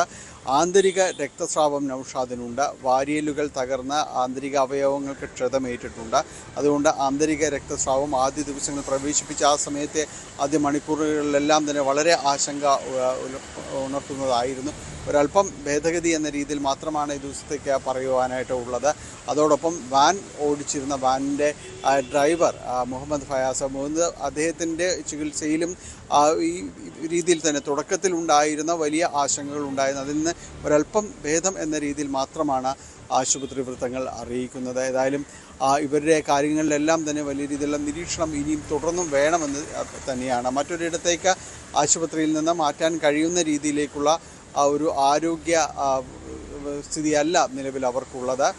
ഇതിൽ തുടക്കത്തിൽ പരിക്കേറ്റ് ഇവിടെ പൊള്ളാച്ചിയിലെ സർക്കാർ ആശുപത്രിയിലായിരുന്ന മിംനാസ് എന്ന 11-കാരി അവരുടെ ആരോഗ്യനില മെച്ചപ്പെട്ടിരുന്നു. വലിയ കാര്യമായ രീതിയിലുള്ള പരിക്ക് ആ കുട്ടിക്ക് ഉണ്ടായിരുന്നില്ല, പെൺകുട്ടിയാണ് ഉണ്ടായിരുന്നില്ല. അതുകൊണ്ട് അവരെ ഇന്നലെ തന്നെ സ്വദേശമായ കോട്ടക്കലിലുള്ള സ്വകാര്യ ആശുപത്രിയിലേക്ക് ഈ പെൺകുട്ടിയെ മാറ്റിയിരുന്നു. ഇവർക്ക് മുഖത്തും കൈക്കും ചെറിയ പരിക്കുകൾ ഉണ്ടായിരുന്നു. ചെറിയ രീതിയിൽ ആന്തരിക രക്തസ്രാവം ഉണ്ടായിരുന്നു. എങ്കിലും ആശുപത്രി മാറ്റുന്നതിന് യാത്ര ചെയ്യുന്നതിന് തടസ്സമായിരുന്നില്ല. നിലവിൽ കോട്ടക്കലിലെ ആശുപത്രിയിലും ഈ കുട്ടിയെ അത്യാഹിത വിഭാഗത്തിൽ തന്നെയാണ് പരിചരിക്കുന്നത്. ഈ രീതിയിലാണ് ഇവരുടെ ഒരു ആരോഗ്യ സ്ഥിതി ഈ പരിക്കേറ്റ 4 പേരുടെയും ഉള്ളത്. 3 പേർ കോയമ്പത്തൂർ മെഡിക്കൽ കോളേജ് ആശുപത്രിയിൽ തന്നെയാണ് ചികിത്സയിൽ തുടരുന്നത്. അപകടമുണ്ടാക്കിയ വാഹനം സംബന്ധിയായ കാര്യങ്ങളിലുള്ള കുറേ കൂടിയുള്ളൊരു പരിശോധന RTOയുടെ ഭാഗത്തുനിന്ന്, തമിഴ്നാട് RTOയുടെ ഭാഗത്തുനിന്ന് അടക്കമുള്ള കാര്യങ്ങളിൽ നടന്നിട്ടുണ്ട്. വലതുവശം ചേർന്നാണ് വാഹനം വന്നിരുന്നത്. അത് വാഹനത്തിൻ്റെ ബ്രേക്ക് തകരാറ് മൂലമായിരിക്കും എന്നൊരു പ്രാഥമിക നിഗമനമാണ് ഇത് സംബന്ധിച്ചുള്ള ഗതാഗത വകുപ്പ് അധികൃതർക്ക് ഉള്ളത്. ഈ റോഡിൽ വാൽപ്പാറ റൂട്ടിൽ ഏതാണ്ട് 40ഓളം എയർപിൻ വളവുകളുള്ള അപകടകരമായ ഒരു ചുരമാണിത്. ഇവിടെ നാറ്റ്പാക്കിൻ്റെ സഹായത്തോടുകൂടി അവരുടെ സഹായത്തോടുകൂടി പഠനം നടത്താനായിട്ട് റോഡ് ഒരു അപകടരഹിതമാക്കുന്നതിന് എന്ത് ചെയ്യാൻ കഴിയുമെന്നതടക്കമുള്ള കാര്യങ്ങളൊരു പഠനം നടത്താനടക്കമുള്ള കാര്യങ്ങളിൽ തീരുമാനമെടുത്തിട്ടുണ്ട്. ആ രീതിയിലാണ് തമിഴ്നാട് ഗതാഗത വകുപ്പ് വിഭാഗം മുന്നോട്ട് പോകുന്നത്. ഡ്രൈവറുടെ വിശദാംശങ്ങൾ, അദ്ദേഹത്തിന് ഒരു പരിചയം പാകതയും ഉണ്ടായിരുന്നു, പ്രത്യേകിച്ച് ഇത്തരം വാഹനങ്ങൾ ഓടിക്കുന്നതിൽ ഒരു സംവിധാനങ്ങളെല്ലാം അറിയുന്നതിലെല്ലാം തന്നെ കുറച്ചുകൂടി പരിചയസമ്പന്നനായിരിക്കണം. അപ്പോൾ അത്തരം കാര്യങ്ങളിൽ മലപ്പുറം RTOയുമായി ബന്ധപ്പെട്ടുകൊണ്ട് ചില വിവരങ്ങൾ കൂടി തമിഴ്നാട് ഗതാഗത വകുപ്പ് ആരായുന്നുണ്ട്. ഡാനിപ്പോളിന്റെ റിപ്പോർട്ടാണ് കണ്ടത്. അതേസമയം വാൽപ്പാറ വാഹനാപകടത്തിൽ മരിച്ചവരുടെ കുടുംബങ്ങൾക്ക് എല്ലാ സഹായവും ഉറപ്പാക്കുമെന്ന് മന്ത്രി വി ശിവൻകുട്ടി പറഞ്ഞു. ജില്ലാ കളക്ടർ തിങ്കളാഴ്ച റിപ്പോർട്ട് മുഖ്യമന്ത്രിക്ക് സമർപ്പിക്കും. സ്കൂളിന്റെ പ്രവർത്തനം തടസ്സമില്ലാതെ തുടരും. അധ്യാപകരെ നിയമിക്കും. സ്കൂൾ തുറക്കുന്നതിന് ഒരാഴ്ച മുൻപ് കുട്ടികൾക്ക് കൗൺസിലിംഗ് നൽകും. ചികിത്സയിൽ കഴിയുന്നവരെ നാട്ടിലേക്ക് കൊണ്ടുവരാൻ നടപടിയെടുക്കുമെന്നും മന്ത്രി പറഞ്ഞു. ദാരുണാന്ത്യം അതീവ ഞെട്ടിക്കുന്നതും ഹൃദയഭേദകവുമാണ്. നമ്മെ വിട്ടുപിരിഞ്ഞവർക്ക് കഴിഞ്ഞ ദിവസം മലപ്പുറത്തെത്തി ഞാൻ ആദരാഞ്ജലികൾ അർപ്പിച്ചിരുന്നു. അധ്യയനത്തിലും കുട്ടികളുടെ എണ്ണത്തിലും ഏറെ പുറകിൽ നിന്ന ഈ സ്കൂളിനെ മികവിൻ്റെ കേന്ദ്രമാക്കി മാറ്റുന്നതിൽ വലിയ പങ്ക് വഹിച്ചവരാണ് ഈ അധ്യാപകർ. ഈ വിയോഗത്തിൽ ദുഃഖിക്കുന്ന കുടുംബങ്ങൾക്ക് നിയമപ്രകാരമുള്ള എല്ലാവിധ സഹായങ്ങളും സർക്കാർ ഉറപ്പാക്കും. തിരുവനന്തപുരത്ത് നടൻ മണിയൻപിള്ള രാജുവിന്റെ വാഹനമിടിച്ച കേസിൽ കെമിക്കൽ റിപ്പോർട്ട് പുറത്ത്. അപകട സമയം മണിയൻപിള്ള രാജു മദ്യപിച്ചിരുന്നില്ല എന്നാണ് റിപ്പോർട്ട്. ഇതോടെ മദ്യപിച്ച് വാഹനമോടിച്ചെന്ന കുറ്റം പോലീസ് ഒഴിവാക്കി. ഫെബ്രുവരി 5-ാം തീയതിയായിരുന്നു വഴുതക്കാട് ട്രിവാൻഡ്രം ക്ലബ്ബിൽ നിന്നും പുറത്തേക്കിറങ്ങിയ മണിയൻപിള്ള രാജുവിന്റെ വാഹനം യുവാക്കൾ സഞ്ചരിച്ചിരുന്ന ബൈക്കിലേക്ക് ഇടിച്ച് അപകടമുണ്ടായത്. അപ്പോൾ അവിടെ നിന്നും പെട്ടെന്ന് വാഹനമെടുത്ത് കടന്നു കളഞ്ഞ മണിയൻപിള്ള രാജുവിനെ സംബന്ധിച്ച് പിന്നീട് വലിയ വിവാദവും പരാതികളടക്കം ഉയർന്നിരുന്നു. പിന്നീട് അന്ന് അറസ്റ്റ് ചെയ്യാനടക്കം പോലീസ് അറസ്റ്റ് ചെയ്യാതിരിക്കുകയും ചെയ്തത് പിന്നീട് വലിയ രീതിയിലുള്ള വിവാദമാവുകയും ചെയ്തു. അതിനുശേഷം അടുത്ത ദിവസം ഫെബ്രുവരി 6-ാം തീയതിയാണ് മണിയൻപിള്ള രാജു അവിടെ സ്റ്റേഷനിലേക്ക് എത്തുകയും രക്തപരിശോധനയ്ക്കടക്കം തയ്യാറാവുകയും ചെയ്തത്. ഈ ഒരു കാലതാമസം, അതായത് മദ്യപിച്ചിട്ടുണ്ടോ ഇല്ലയോ എന്നറിയാനുള്ള രക്തപരിശോധന നടത്താനുള്ള കാലതാമസം ഉണ്ടായതടക്കം പോലീസിനെതിരെ വലിയ വിമർശനങ്ങൾ ഉയർന്നിരുന്നു. പിന്നീട് രക്തപരിശോധനയ്ക്ക് വേണ്ടി സാമ്പിൾ എടുക്കുകയും പിന്നീട് രാസപരിശോധനയ്ക്ക് വേണ്ടി ഈ ഒരു സാമ്പിൾ അയക്കുകയും ചെയ്യുകയായിരുന്നു. ഇപ്പോൾ അതിൻ്റെ ഫലം 2 മാസത്തിന് ശേഷം അതിൻ്റെ ഫലമാണ് വന്നത്. അതിൽ ഈ ഒരു മദ്യപിച്ചിരുന്നില്ല എന്ന രീതിയിലാണ് ഇപ്പോൾ ഫലം വന്നിരിക്കുന്നത്. അതുകൊണ്ട് തന്നെ മദ്യപിച്ച് വാഹനം ഓടിച്ച് അപകടമുണ്ടാക്കി എന്ന രീതിയിലുള്ള കുറ്റം അത് ഈ ഒരു കേസിൽ നിന്നും ഒഴിവാക്കിയിട്ടുണ്ട് പോലീസ്. അതിന് പകരം വാഹനം ഹിറ്റ് ആൻഡ് റണ്ണിൽ എന്ന രീതിയിലേക്കാണ് ഇപ്പോൾ അപകടത്തിൻ്റെ ഒരു കേസ് എത്തി നിൽക്കുന്നത്. അതുകൊണ്ട് തന്നെ അതിൽ കൂടുതൽ നടപടികളിലേക്ക് പോലീസ് എങ്ങനെ കടക്കുമെന്നത് വരും ദിവസങ്ങളിൽ മാത്രമേ വ്യക്തമാവുകയുള്ളൂ. ആ സമയത്ത് മദ്യപിച്ച് വാഹനം ഓടിച്ച് അപകടമുണ്ടാക്കി അവിടെ നിന്ന് കടന്നു കളഞ്ഞു അടക്കമുള്ള വലിയ രീതിയിലുള്ള ഗുരുതരമായ ആരോപണങ്ങളായിരുന്നു മണിയൻപിള്ള രാജു നേരിട്ടിരുന്നത്.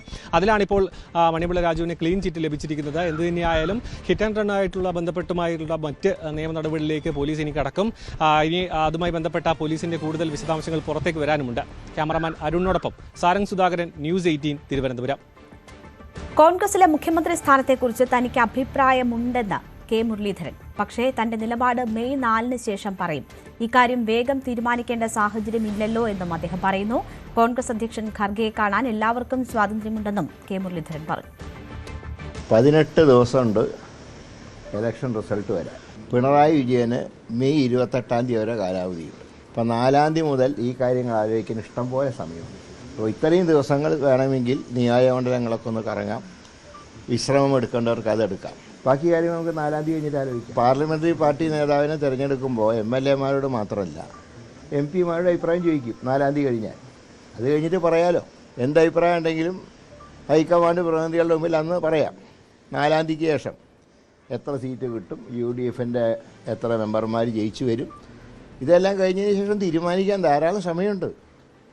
അതായത് ഇത്ര വല്ലാതെ ടെൻഷനിൽ 24 മണിക്കൂർ കൊണ്ട് തീരുമാനം എടുക്കേണ്ട വിഷയമൊന്നും ഇല്ലല്ലോ. അല്ല, കോൺഗ്രസ് പ്രസിഡന്റിനെ ആർക്കും കാണാനുള്ള സ്വാതന്ത്ര്യമുണ്ട്, അഭിപ്രായം പറയാനുള്ള സ്വാതന്ത്ര്യമുണ്ട്. അത് ഖാർഗെയും കണ്ട ആൾ മാത്രം അറിഞ്ഞാൽ മതിയല്ലോ. ബാക്കിയുള്ളവർക്ക് 4-ാം തീയതിക്ക് ശേഷം അറിയാനേ താല്പര്യമുള്ളൂ. അപ്പോൾ ആര് പറയണം ആര് പറയണ്ട എന്നുള്ളതൊന്നും തീരുമാനിക്കാൻ ഞാനാളല്ല. അതൊക്കെ നിയന്ത്രിക്കേണ്ടവർ നിയന്ത്രിക്കേണ്ട കാര്യമാണ്. അതൊന്നും എന്നെ ബാധിക്കുന്ന വിഷയമല്ല. ഞാൻ ഏതായാലും 4-ാം തീയതി കഴിഞ്ഞതിന് ശേഷം ഇക്കാര്യത്തിൽ അഭിപ്രായം പറയും. അഭിപ്രായമൊക്കെ എല്ലാവർക്കും ഉണ്ട്, എനിക്കുമുണ്ട്. പക്ഷെ അത് പറയേണ്ട സമയം ഇതല്ല. തിരുവനന്തപുരം കോർപ്പറേഷനെതിരെ മന്ത്രി വി ശിവൻകുട്ടി. നാറാത്തത് നാറുമെന്ന സോഷ്യൽ മീഡിയ വിമർശനം ശരിയായി. 40 വർഷത്തിനിടയിലെ ഏറ്റവും വലിയ മാലിന്യ പ്രതിസന്ധിയാണ് ഇപ്പോഴുള്ളത്. കുറ്റം പറയുന്നതിന് ഒരു ഭരണസമിതി എന്തിനാണെന്നും മന്ത്രി ചോദിച്ചു. വനിതാ സംവരണ ബില്ലിൽ ഇന്ത്യ മുന്നണിയുടെ നിലപാട് വനിതകളെ വെല്ലുവിളിക്കുന്നതെന്ന് കേന്ദ്രമന്ത്രി പ്രഹ്ലാദ് ജോഷി. രാജ്യത്തെ സ്ത്രീകളെ മുഴുവൻ കോൺഗ്രസ് ഒറ്റുകൊടുത്തെന്നും വിമർശനം. മണ്ഡല പുനർനിർണയത്തിലൂടെ പ്രാതിനിധ്യം കുറയുമെന്ന വ്യാജ പ്രചാരണവും കോൺഗ്രസ് നടത്തുന്നു. പ്രതിപക്ഷം ജനങ്ങളെ തെറ്റിദ്ധരിപ്പിക്കുകയാണെന്നും പ്രഹ്ലാദ് ജോഷി പറഞ്ഞു. മഹാരാഷ്ട്രയിലെ നാസിക് TCSലെ നിർബന്ധിത മതപരിവർത്തന ശ്രമങ്ങളിലും ലൈംഗിക പീഡന പരാതികളിലും മുഖ്യപ്രതി നിദാ ഖാനായി തെരച്ചിൽ ഊർജിതം. പ്രതികളിൽ ഒരാൾ 4 വർഷം മുൻപ് തന്നെ ലൈംഗികമായി പീഡിപ്പിച്ചുവെന്നും വിവാഹം മറച്ചുവെച്ചുവെന്നും ജോലിസ്ഥലത്ത് മതം മാറ്റാൻ സമ്മർദ്ദം ചെലുത്തിയെന്നും TCS യൂണിറ്റിൽ ലൈംഗിക പീഡനത്തിനിരയായ പെൺകുട്ടി പോലീസിന് മൊഴി നൽകി. അതേസമയം കേസിൽ 1-ാം പ്രതി ഡാനിഷ് ഷെയ്ഖിനെതിരെ SC/ST നിയമപ്രകാരവുമുള്ള വകുപ്പ് കൂടി പോലീസ് ചുമത്തി. പരാതി നൽകിയ യുവതി പട്ടിക വിഭാഗത്തിൽ നിന്നായതുകൊണ്ടാണ് നടപടി. ലൈംഗികാതിക്രമം, മതപരിവർത്തനം തുടങ്ങിയ ആരോപണങ്ങളിലാണ് നാസിക് TCS കേസിലെ മുഖ്യപ്രതി ഡാനിഷിനെതിരെ കേസെടുത്തിരിക്കുന്നത്. ദേശീയ വനിതാ കമ്മീഷൻ നിയോഗിച്ച സംഘവും നാസിക്കിലെത്തി അന്വേഷണം നടത്തുകയാണ്. കുംഭമേള വൈറൽ താരത്തിന്റെ വിവാഹവുമായി ബന്ധപ്പെട്ട വിവാദത്തിൽ കേരളത്തിലെത്തിയ മധ്യപ്രദേശ് പോലീസ് മടങ്ങി. പെൺകുട്ടിയെയും പങ്കാളിയെയും സംഘത്തിന് കണ്ടെത്താനായില്ല. ഈ സാഹചര്യത്തിലാണ് അവർ മടങ്ങിപ്പോയത്. എന്നാൽ തനിക്കെതിരെ സമൂഹ മാധ്യമങ്ങളിൽ വ്യാജരേഖ ചമച്ചെന്ന പെൺകുട്ടിയുടെ പരാതിയിൽ കേരള പോലീസ് കേസെടുത്തിട്ടില്ല. കുംഭമേള വൈറൽ താരത്തിന്റെ വിവാഹവുമായി ബന്ധപ്പെട്ടുള്ള അന്വേഷണവുമായി ബന്ധപ്പെട്ട് കേരളത്തിലെത്തിയ മധ്യപ്രദേശ് പോലീസ് കഴിഞ്ഞ ദിവസം മടങ്ങിപ്പോയിരിക്കുകയാണ്. കുംഭമേള വൈറൽ താരത്തെ ചോദ്യം ചെയ്യാനും അവരിൽ നിന്ന് മൊഴിയെടുക്കാനുമാണ് മധ്യപ്രദേശ് പോലീസ് കേരളത്തിലെത്തിയത്. പക്ഷേ അവരെ കണ്ടെത്താനായില്ല.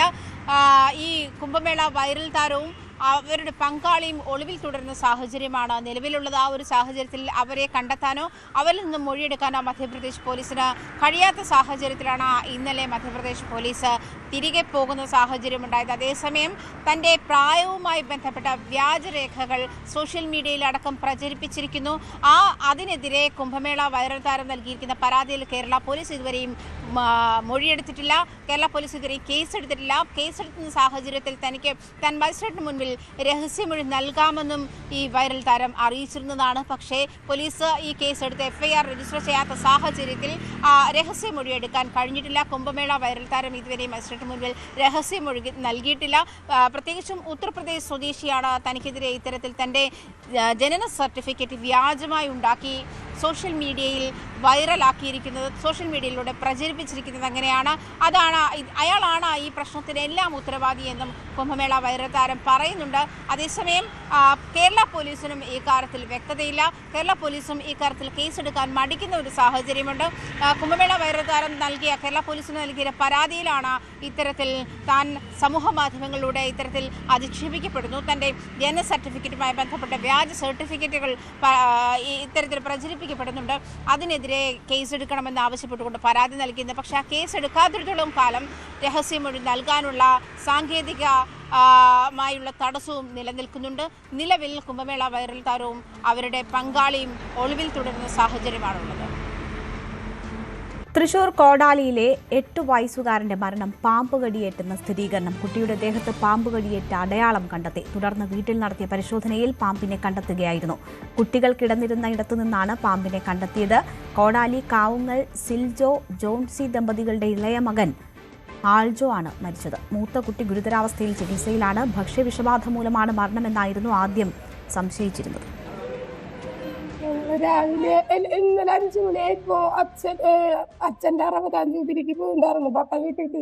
ഏതച്ഛന്റെ? ജോസ് കാവുങ്ങൽ. അതിന് പോയിട്ട് അവിടെ ഫുഡ് കഴിച്ചു. മറ്റേ അവൻ കഴിച്ചത് ചോറും ചിക്കൻ വറുത്തതും സലാഡും മാത്രം കഴിച്ചത്. അത് കഴിഞ്ഞ് വീട്ടിലേക്ക് വന്നപ്പോ തന്നെ 9 മണിയായി. അതിന് ചേട്ടൻ വന്നപ്പോ പാല് കൊണ്ടുവന്നിട്ടുണ്ടായിരുന്നു. അതില് അവക്കാട ഇട്ടടിച്ച് ബൂസ്റ്റ് ഇട്ട് കപ്പലിട്ടിട്ടൊക്കെ അടിച്ച് അതവര് കഴിച്ചിട്ടുള്ള. പിന്നെ അത് കഴിഞ്ഞ് 2 മണിയായപ്പോ വയറുവേദന വന്ന് അവന് കുറച്ച് വയറെടുത്ത് ഞാൻ ജീരകവെള്ളം കൊടുത്തു. അത് കഴിഞ്ഞിപ്പോ ഇവന് ആയോഷം എന്ന് പറഞ്ഞവന് ശ്വാസം മുട്ടുണ്ടെന്ന് പറഞ്ഞിട്ട് അത് തുപ്പിക്കാപ്പം പോലെ വന്നപ്പോ തുപ്പിക്കളഞ്ഞു. അതിന് മുഖം കഴുകി. അതിനവ കിടന്നപ്പോ അവന് കുഴപ്പമുണ്ടായില്ല. അപ്പളെ പിന്നെ കുറെ കഴിഞ്ഞ് 4 മണി 4:15 ആയപ്പോഴാണ് ഇവന് വായെന്ന് പറയുമ്പോ വന്നത്. ഇപ്പൊ ആൽജോന്ന് പറഞ്ഞവന് താഴെയുള്ളവന്. അത് കഴിഞ്ഞ് ഞാനിവിടെ ചേട്ടനെ വിളിച്ചു 10-15 മിനിറ്റ് കഴിയുമ്പോൾ അവനെങ്ങാണ്ടായി. ചേട്ടൻ വീട്ടിലുണ്ട്? ഉണ്ട് നിങ്ങള് രണ്ടുപേരും? ആള് വേഗം ബുള്ളറ്റ് എടുത്ത് വേഗം ആംബുലൻസ് കൂടാനില്ലായിരുന്നു. ബുള്ളറ്റിൽ ആംബുലൻസിൽ എടുത്തു കൊടുന്നു. അവിടെ നിന്ന് ഇവിടെ വരെ വന്നു. മലക്കപ്പാറയിൽ പുലിയുടെ ആക്രമണത്തിൽ വയോധികയ്ക്ക് ദാരുണാന്ത്യം. തമിഴ്നാട് ഷോളയാർ ഡാം പരിസരത്ത് താമസിക്കുന്ന ഇന്നാസി അമ്മാളാണ് കൊല്ലപ്പെട്ടത്. ഇന്നലെ രാത്രിയാണ് ഇവരെ കാണാതായത്. തെരച്ചിലിനൊടുവിൽ ഇന്ന് പുലർച്ചെയാണ് പകുതി ഭക്ഷിച്ച നിലയിൽ മൃതദേഹം ലഭിച്ചത്. പെട്ടിക്കട നടത്തിയിരുന്ന ആളായിരുന്നു 90 വയസ്സുള്ള ഇന്നാസി അമ്മാൾ. തിരുവനന്തപുരം വിതുരയിൽ കാട്ടുപോത്തിറങ്ങുന്നത് പതിവായതോടെ പരിഭ്രാന്തിയിലാണ് പ്രദേശവാസികൾ. കോമ്പ്രാംകല്ല് ഉന്നതിയിൽ കഴിഞ്ഞ ദിവസങ്ങളിൽ വ്യാപകമായ കൃഷിനാശമാണ് കാട്ടുപോത്തുകൾ വരുത്തിയത്. തലത്തൂതക്കാവ് കൊമ്പ്രാംകല്ലുന്നതിയിൽ തുടർച്ചയായ ദിവസങ്ങളിൽ കാട്ടുപോത്തിറങ്ങുന്നതാണ് ആശങ്കയ്ക്ക് കാരണം. കൂട്ടമായാണ് പലപ്പോഴും പോത്തുകൾ എത്തുന്നത്. ഉന്നതിയിലേക്കുള്ള വഴികളിൽ കാട്ടുപോത്തുകൾ തമ്പടിക്കുന്നത് ഭീഷണിയാണ്. പലപ്പോഴും ആളുകൾ ആക്രമണത്തിൽ നിന്ന് രക്ഷപ്പെടുന്നത് തലനാരിഴയ്ക്കാണ്. 50ഓളം ആദിവാസി കുടുംബങ്ങൾ താമസിക്കുന്ന പ്രദേശത്താണ് വന്യമൃഗശല്യം രൂക്ഷമായത്.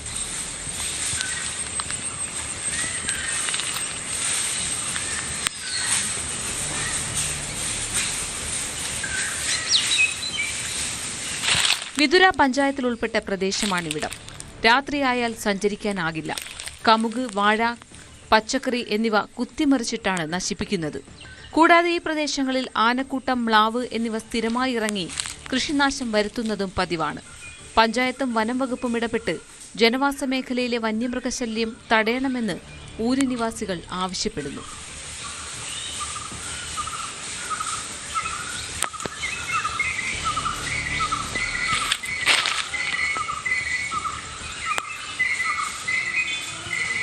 ന്യൂസ് 18 തിരുവനന്തപുരം. കൊല്ലത്ത് ഉത്സവത്തിനിടെ വടിവാൾ വീശി ഭീകരാന്തരീക്ഷം സൃഷ്ടിച്ച യുവാവ്. കുണ്ടറ സ്വദേശി അജോയ് അശോകനാണ് ആക്രമണത്തിന് പിന്നിൽ. സംഭവത്തിൽ 3 പേർക്ക് പരിക്കേറ്റു. കുണ്ട്ര അമ്പിപ്പൊയ്ക ക്ഷേത്രോത്സവത്തിലാണ് ഇത്തരം അക്രമ സംഭവങ്ങൾ ഉണ്ടായത്. ക്ഷേത്രത്തിന് സമീപത്ത് താമസിക്കുന്ന അജയ് അശോകൻ എന്ന പേരുള്ള ഒരു യുവാവും ഒപ്പം 2 പേരും ചേർന്ന് ക്ഷേത്രത്തിൽ എത്തുകയും ക്ഷേത്രോത്സവം നിർത്തിവെക്കണമെന്ന് ആവശ്യപ്പെടുകയും ചെയ്തു. പക്ഷേ ക്ഷേത്ര ഭാരവാഹികൾ ഈ യുവാവിൻ്റെ ആവശ്യം അംഗീകരിക്കാൻ തയ്യാറായില്ല. തുടർന്ന് നടന്ന ഒരു വാക്കുതർക്കത്തിലാണ് വലിയൊരു അക്രമത്തിലേക്ക് വഴിവെച്ചത്. ദൃശ്യങ്ങളിൽ തന്നെ കാണാൻ കഴിയും. അജയ് അശോകൻ കയ്യിൽ കരുതിയിരുന്ന ഒരു മാരകായുധം ഉപയോഗിച്ച് ഭീകരാന്തരീക്ഷം സൃഷ്ടിക്കുന്നു. ക്ഷേത്രത്തിനുള്ളിലേക്ക് കയറിപ്പോകുന്നു. ഇത്തരത്തിലുള്ള ദൃശ്യങ്ങളാണ് പുറത്തു വന്നിരിക്കുന്നത്. ഇതുമായി ബന്ധപ്പെട്ട് കുണ്ട്ര പോലീസ് കേസ് രജിസ്റ്റർ ചെയ്തിട്ടുണ്ട്. അജയ് അശോകനും ഒപ്പമുണ്ടായിരുന്ന 2 യുവാക്കൾക്കുമെതിരെ കേസെടുത്തിട്ടുണ്ടെങ്കിലും അവരെ കണ്ടെത്താൻ സാധിച്ചില്ല. അവർ ഇപ്പോൾ ഒളിവിൽ കഴിയുന്ന സാഹചര്യമാണ് ഉള്ളത്. നിലവിൽ അജയ് അശോകൻ്റെ അനുജൻ 2 മാസം മുൻപ് മരണപ്പെട്ടിരുന്നു. അപ്പോൾ ക്ഷേത്രത്തിൻ്റെ സമീപത്താണ് താമസിക്കുന്നത്. അപ്പോൾ ഇതുമായി ബന്ധപ്പെട്ട് ക്ഷേത്രോത്സവം നടത്തരുത് എന്ന് അജയ് അശോകൻ പലതവണ ഈ ക്ഷേത്രഭാരവാഹികളോട് ആവശ്യപ്പെട്ടിരുന്നു എന്നാണ് പറയുന്നത്. പക്ഷേ ക്ഷേത്രോത്സവം നടത്തുകയും ചെയ്തു. ഇതിനുണ്ടായ ഒരു പ്രകോപനമാണ് ഇത്തരത്തിലുള്ള അക്രമ സംഭവങ്ങളിലേക്ക് തന്നെ വഴിവെച്ചിരിക്കുന്നത്. ഇതുമായി ബന്ധപ്പെട്ട് ഈ അജയ് അശോകനും പോലീസിൽ പരാതി നൽകിയിട്ടുണ്ട്. കാരണം തന്നോട് പ്രകോപനപരമായ രീതിയിൽ പെരുമാറിയത് കൊണ്ടാണ് താൻ ഇത്തരത്തിലുള്ളൊരു ഭീകരാന്തരീക്ഷം സൃഷ്ടിക്കാനുള്ള സാഹചര്യം ഉണ്ടായതെന്നാണ് അജയ് അശോകൻ്റെ പരാതിയിൽ പറയുന്നത്. സംഭവത്തിൽ ഈ അജയ് അശോകനായിട്ട് പോലീസ് അന്വേഷണം ആരംഭിച്ചിട്ടുണ്ട്. ഈ 2 ഭാഗത്തിലുള്ളവരും അതായത് ക്ഷേത്രഭാരവാഹികളും അജയ് അശോകനും പോലീസിൽ പരാതി നൽകിയിട്ടുണ്ടെന്ന് പറയുന്നുണ്ട്. ഇതുമായി ബന്ധപ്പെട്ട് 3 പേർക്ക് പരിക്കേറ്റിട്ടുണ്ട്. അവർ ഇപ്പോഴും ചികിത്സയെ തുടർന്ന സാഹചര്യമാണ് ഉള്ളത്.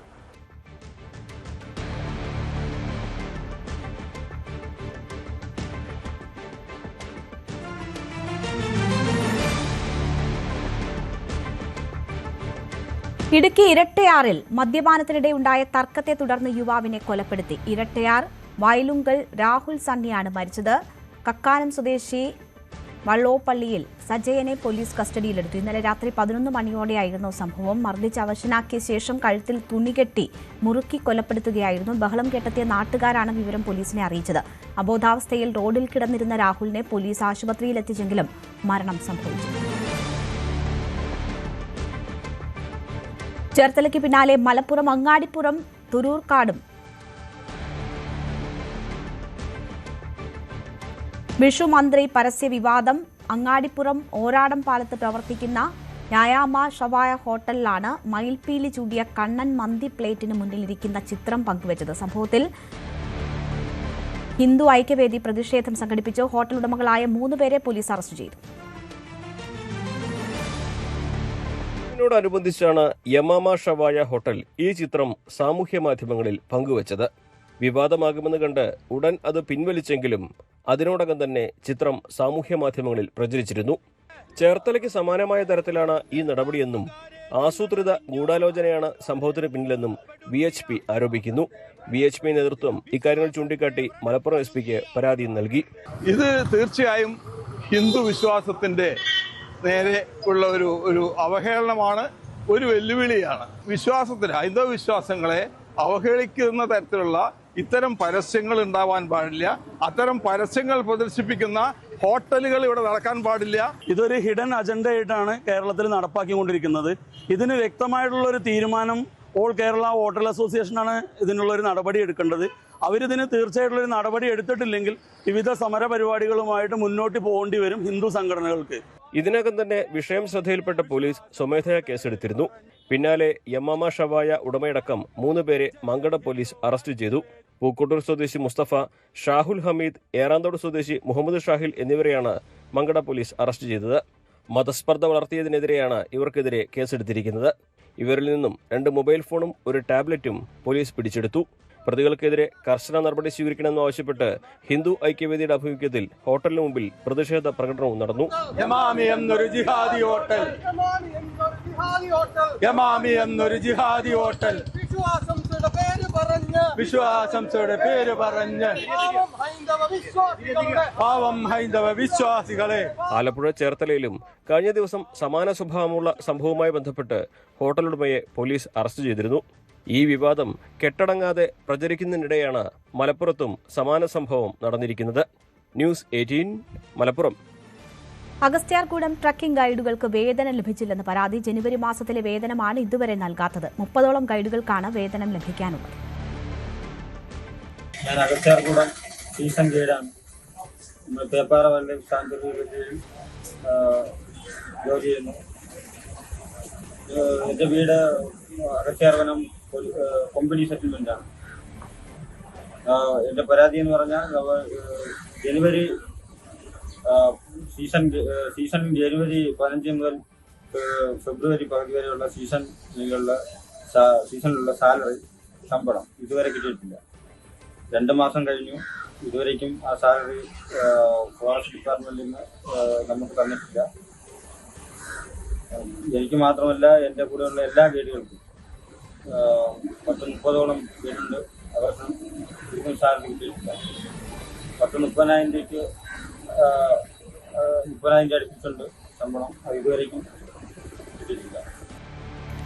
വേനൽ രൂക്ഷമായതോടെ വാമനപുരം നദിയിൽ ജലനിരപ്പ് ഗണ്യമായി കുറഞ്ഞു. വരും ദിവസങ്ങളിൽ ശുദ്ധജല വിതരണ പദ്ധതികളുടെ പ്രവർത്തനം മുടങ്ങാൻ സാധ്യതയുണ്ട് എന്നതാണ് ആശങ്ക. 15ഓളം ജലവിതരണ പദ്ധതികളാണ് വാമനപുരം നദിയിൽ പ്രവർത്തിക്കുന്നത്. വാമനപുരം നദിയിൽ പരവൂർ പുഴക്കടവ് മുതൽ പൂവൻപാറ പാലം വരെയാണ് ശുദ്ധജല വിതരണ പദ്ധതികളുടെ പമ്പ് ഹൌസുകൾ പ്രവർത്തിക്കുന്നത്. ചിറയൻകീഴ്, വർക്കല, തിരുവനന്തപുരം താലൂക്കുകളിൽ കുടിവെള്ളം എത്തിക്കുന്നത് വാമനപുരം നദിയിൽ പ്രവർത്തിക്കുന്ന വിവിധ പദ്ധതികൾ വഴിയാണ്. വാട്ടർ സപ്ലൈയുടെ ആറ്റിങ്ങൽ ഡിവിഷനിൽ നിന്നും 29 ഗ്രാമപഞ്ചായത്തുകളിലും 2 മുനിസിപ്പാലിറ്റികളിലും കുടിവെള്ളം വിതരണം ചെയ്യുന്നുണ്ട്. കൂടാതെ കഴക്കൂട്ടം ടെക്നോ പാർക്ക് മേഖലകളിലും ജലമെത്തിക്കുന്നത് ഇവിടെ നിന്നാണ്. കേന്ദ്ര സർക്കാരിന്റെ പദ്ധതി പ്രകാരം ഗ്രാമീണ മേഖലയിലെ കുടുംബങ്ങൾക്കുള്ള സൗജന്യ വാട്ടർ കണക്ഷനുകൾ കൂടി നൽകിയതോടെ ജല ഉപഭോഗം മുൻപത്തേക്കാൾ 10 മടങ്ങ് വർദ്ധിച്ചു. നിലവിൽ വർക്കല, അഞ്ചുതെങ്ങ് ഉൾപ്പെടെയുള്ള തീരദേശ മേഖലകളിൽ കുടിവെള്ളം എത്താത്ത അവസ്ഥയാണ്. പ്രതിസന്ധി രൂക്ഷമായാൽ തീരദേശ മേഖലയിൽ ഉൾപ്പെടെ കുടിവെള്ള വിതരണം പൂർണ്ണമായും നിലയ്ക്കും. ജല അതോറിറ്റിയുടെ ആറ്റിങ്ങൽ ഡിവിഷൻ പരിധിയിൽ 29 പഞ്ചായത്തും 2 മുനിസിപ്പാലിറ്റിയാണ് ഉള്ളത്. ഇതിനു വേണ്ടിയിട്ട് നമ്മൾ മൊത്തത്തിൽ വാമനപുരം നദിയാണ് ആശ്രയിക്കുന്നത്. വാമനപുരം നദി ഇന്നത്തെ നിലയിൽ മൊത്തം വറ്റുകയും നമ്മുടെ പമ്പ് ഹൗസിലേക്ക് പമ്പിങ് വെല്ലിലേക്ക് വെള്ളം പ്രവേശിക്കാത്ത അവസ്ഥയാണുള്ളത്. ഇപ്പോൾ ചെറു പമ്പുകളും മറ്റും ഇട്ട് കയത്തിലുള്ള വെള്ളമാണ് ഇപ്പോൾ പമ്പ് ചെയ്തിട്ട് കൊടുക്കുന്നത്. അതുകൊണ്ട് തന്നെ ജലവിതരണത്തിനെ സാരമായി ബാധിച്ചിട്ടുണ്ട്. വളരെ പണിപ്പെട്ടിട്ടാണ് ഇപ്പോൾ കുറച്ച് വെള്ളങ്ങൾ നമുക്ക് കൊടുക്കാൻ കഴിയുന്നത്. അതുകൊണ്ട് തന്നെ ഈ വെള്ളം പാഴാക്കാതെയും ദുർവിനിയോഗം കുറച്ചുകൊണ്ടും പൊതുജനങ്ങൾ നമ്മോടൊപ്പം സഹകരിക്കേണ്ടതാണെന്ന് അറിയിച്ചുള്ളത്. രൂക്ഷമായ വരൾച്ചയെ തുടർന്ന് വാവനാരം നദിയിലെ നീരൊഴുക്ക് ക്രമാതീതമായി കുറയുകയും ഇതേ തുടർന്ന് നമ്മുടെ പമ്പിംഗ് നിലച്ച അവസ്ഥയാണ്. വർക്കല താലൂക്കിനെയും ചിറയൻകീഴ് താലൂക്കിനെയും സാരമായി കുടിവെള്ള വിതരണത്തെ ഇത് ബാധിച്ചിട്ടുണ്ട്. ആറ്റിങ്ങൽ സബ് ഡിവിഷന് കീഴിൽ വരുന്ന 5 പഞ്ചായത്തുകളെ ജലവിതരണം പൂർണ്ണമായി നിലച്ച അവസ്ഥയിലാണ്.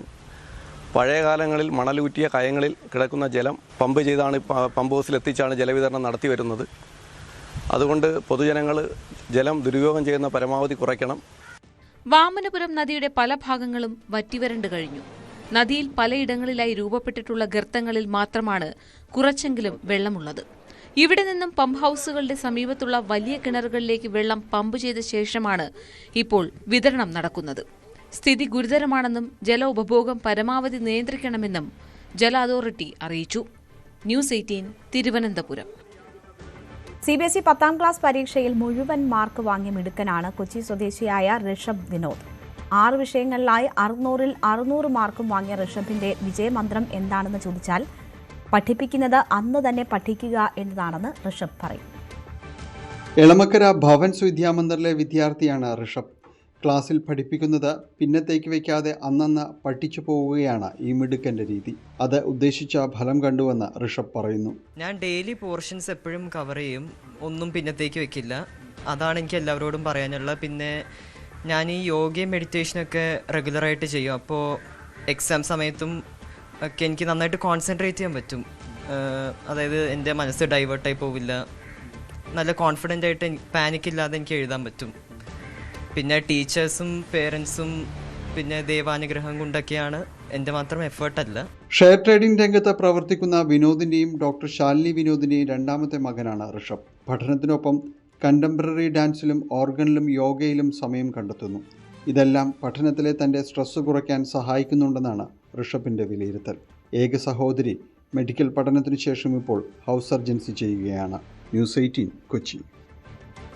വാർത്ത പൂർണ്ണമാകുന്നു. കൂടുതൽ വാർത്തകൾക്ക് news 18 Keralam YouTube channel subscribe ചെയ്യുക.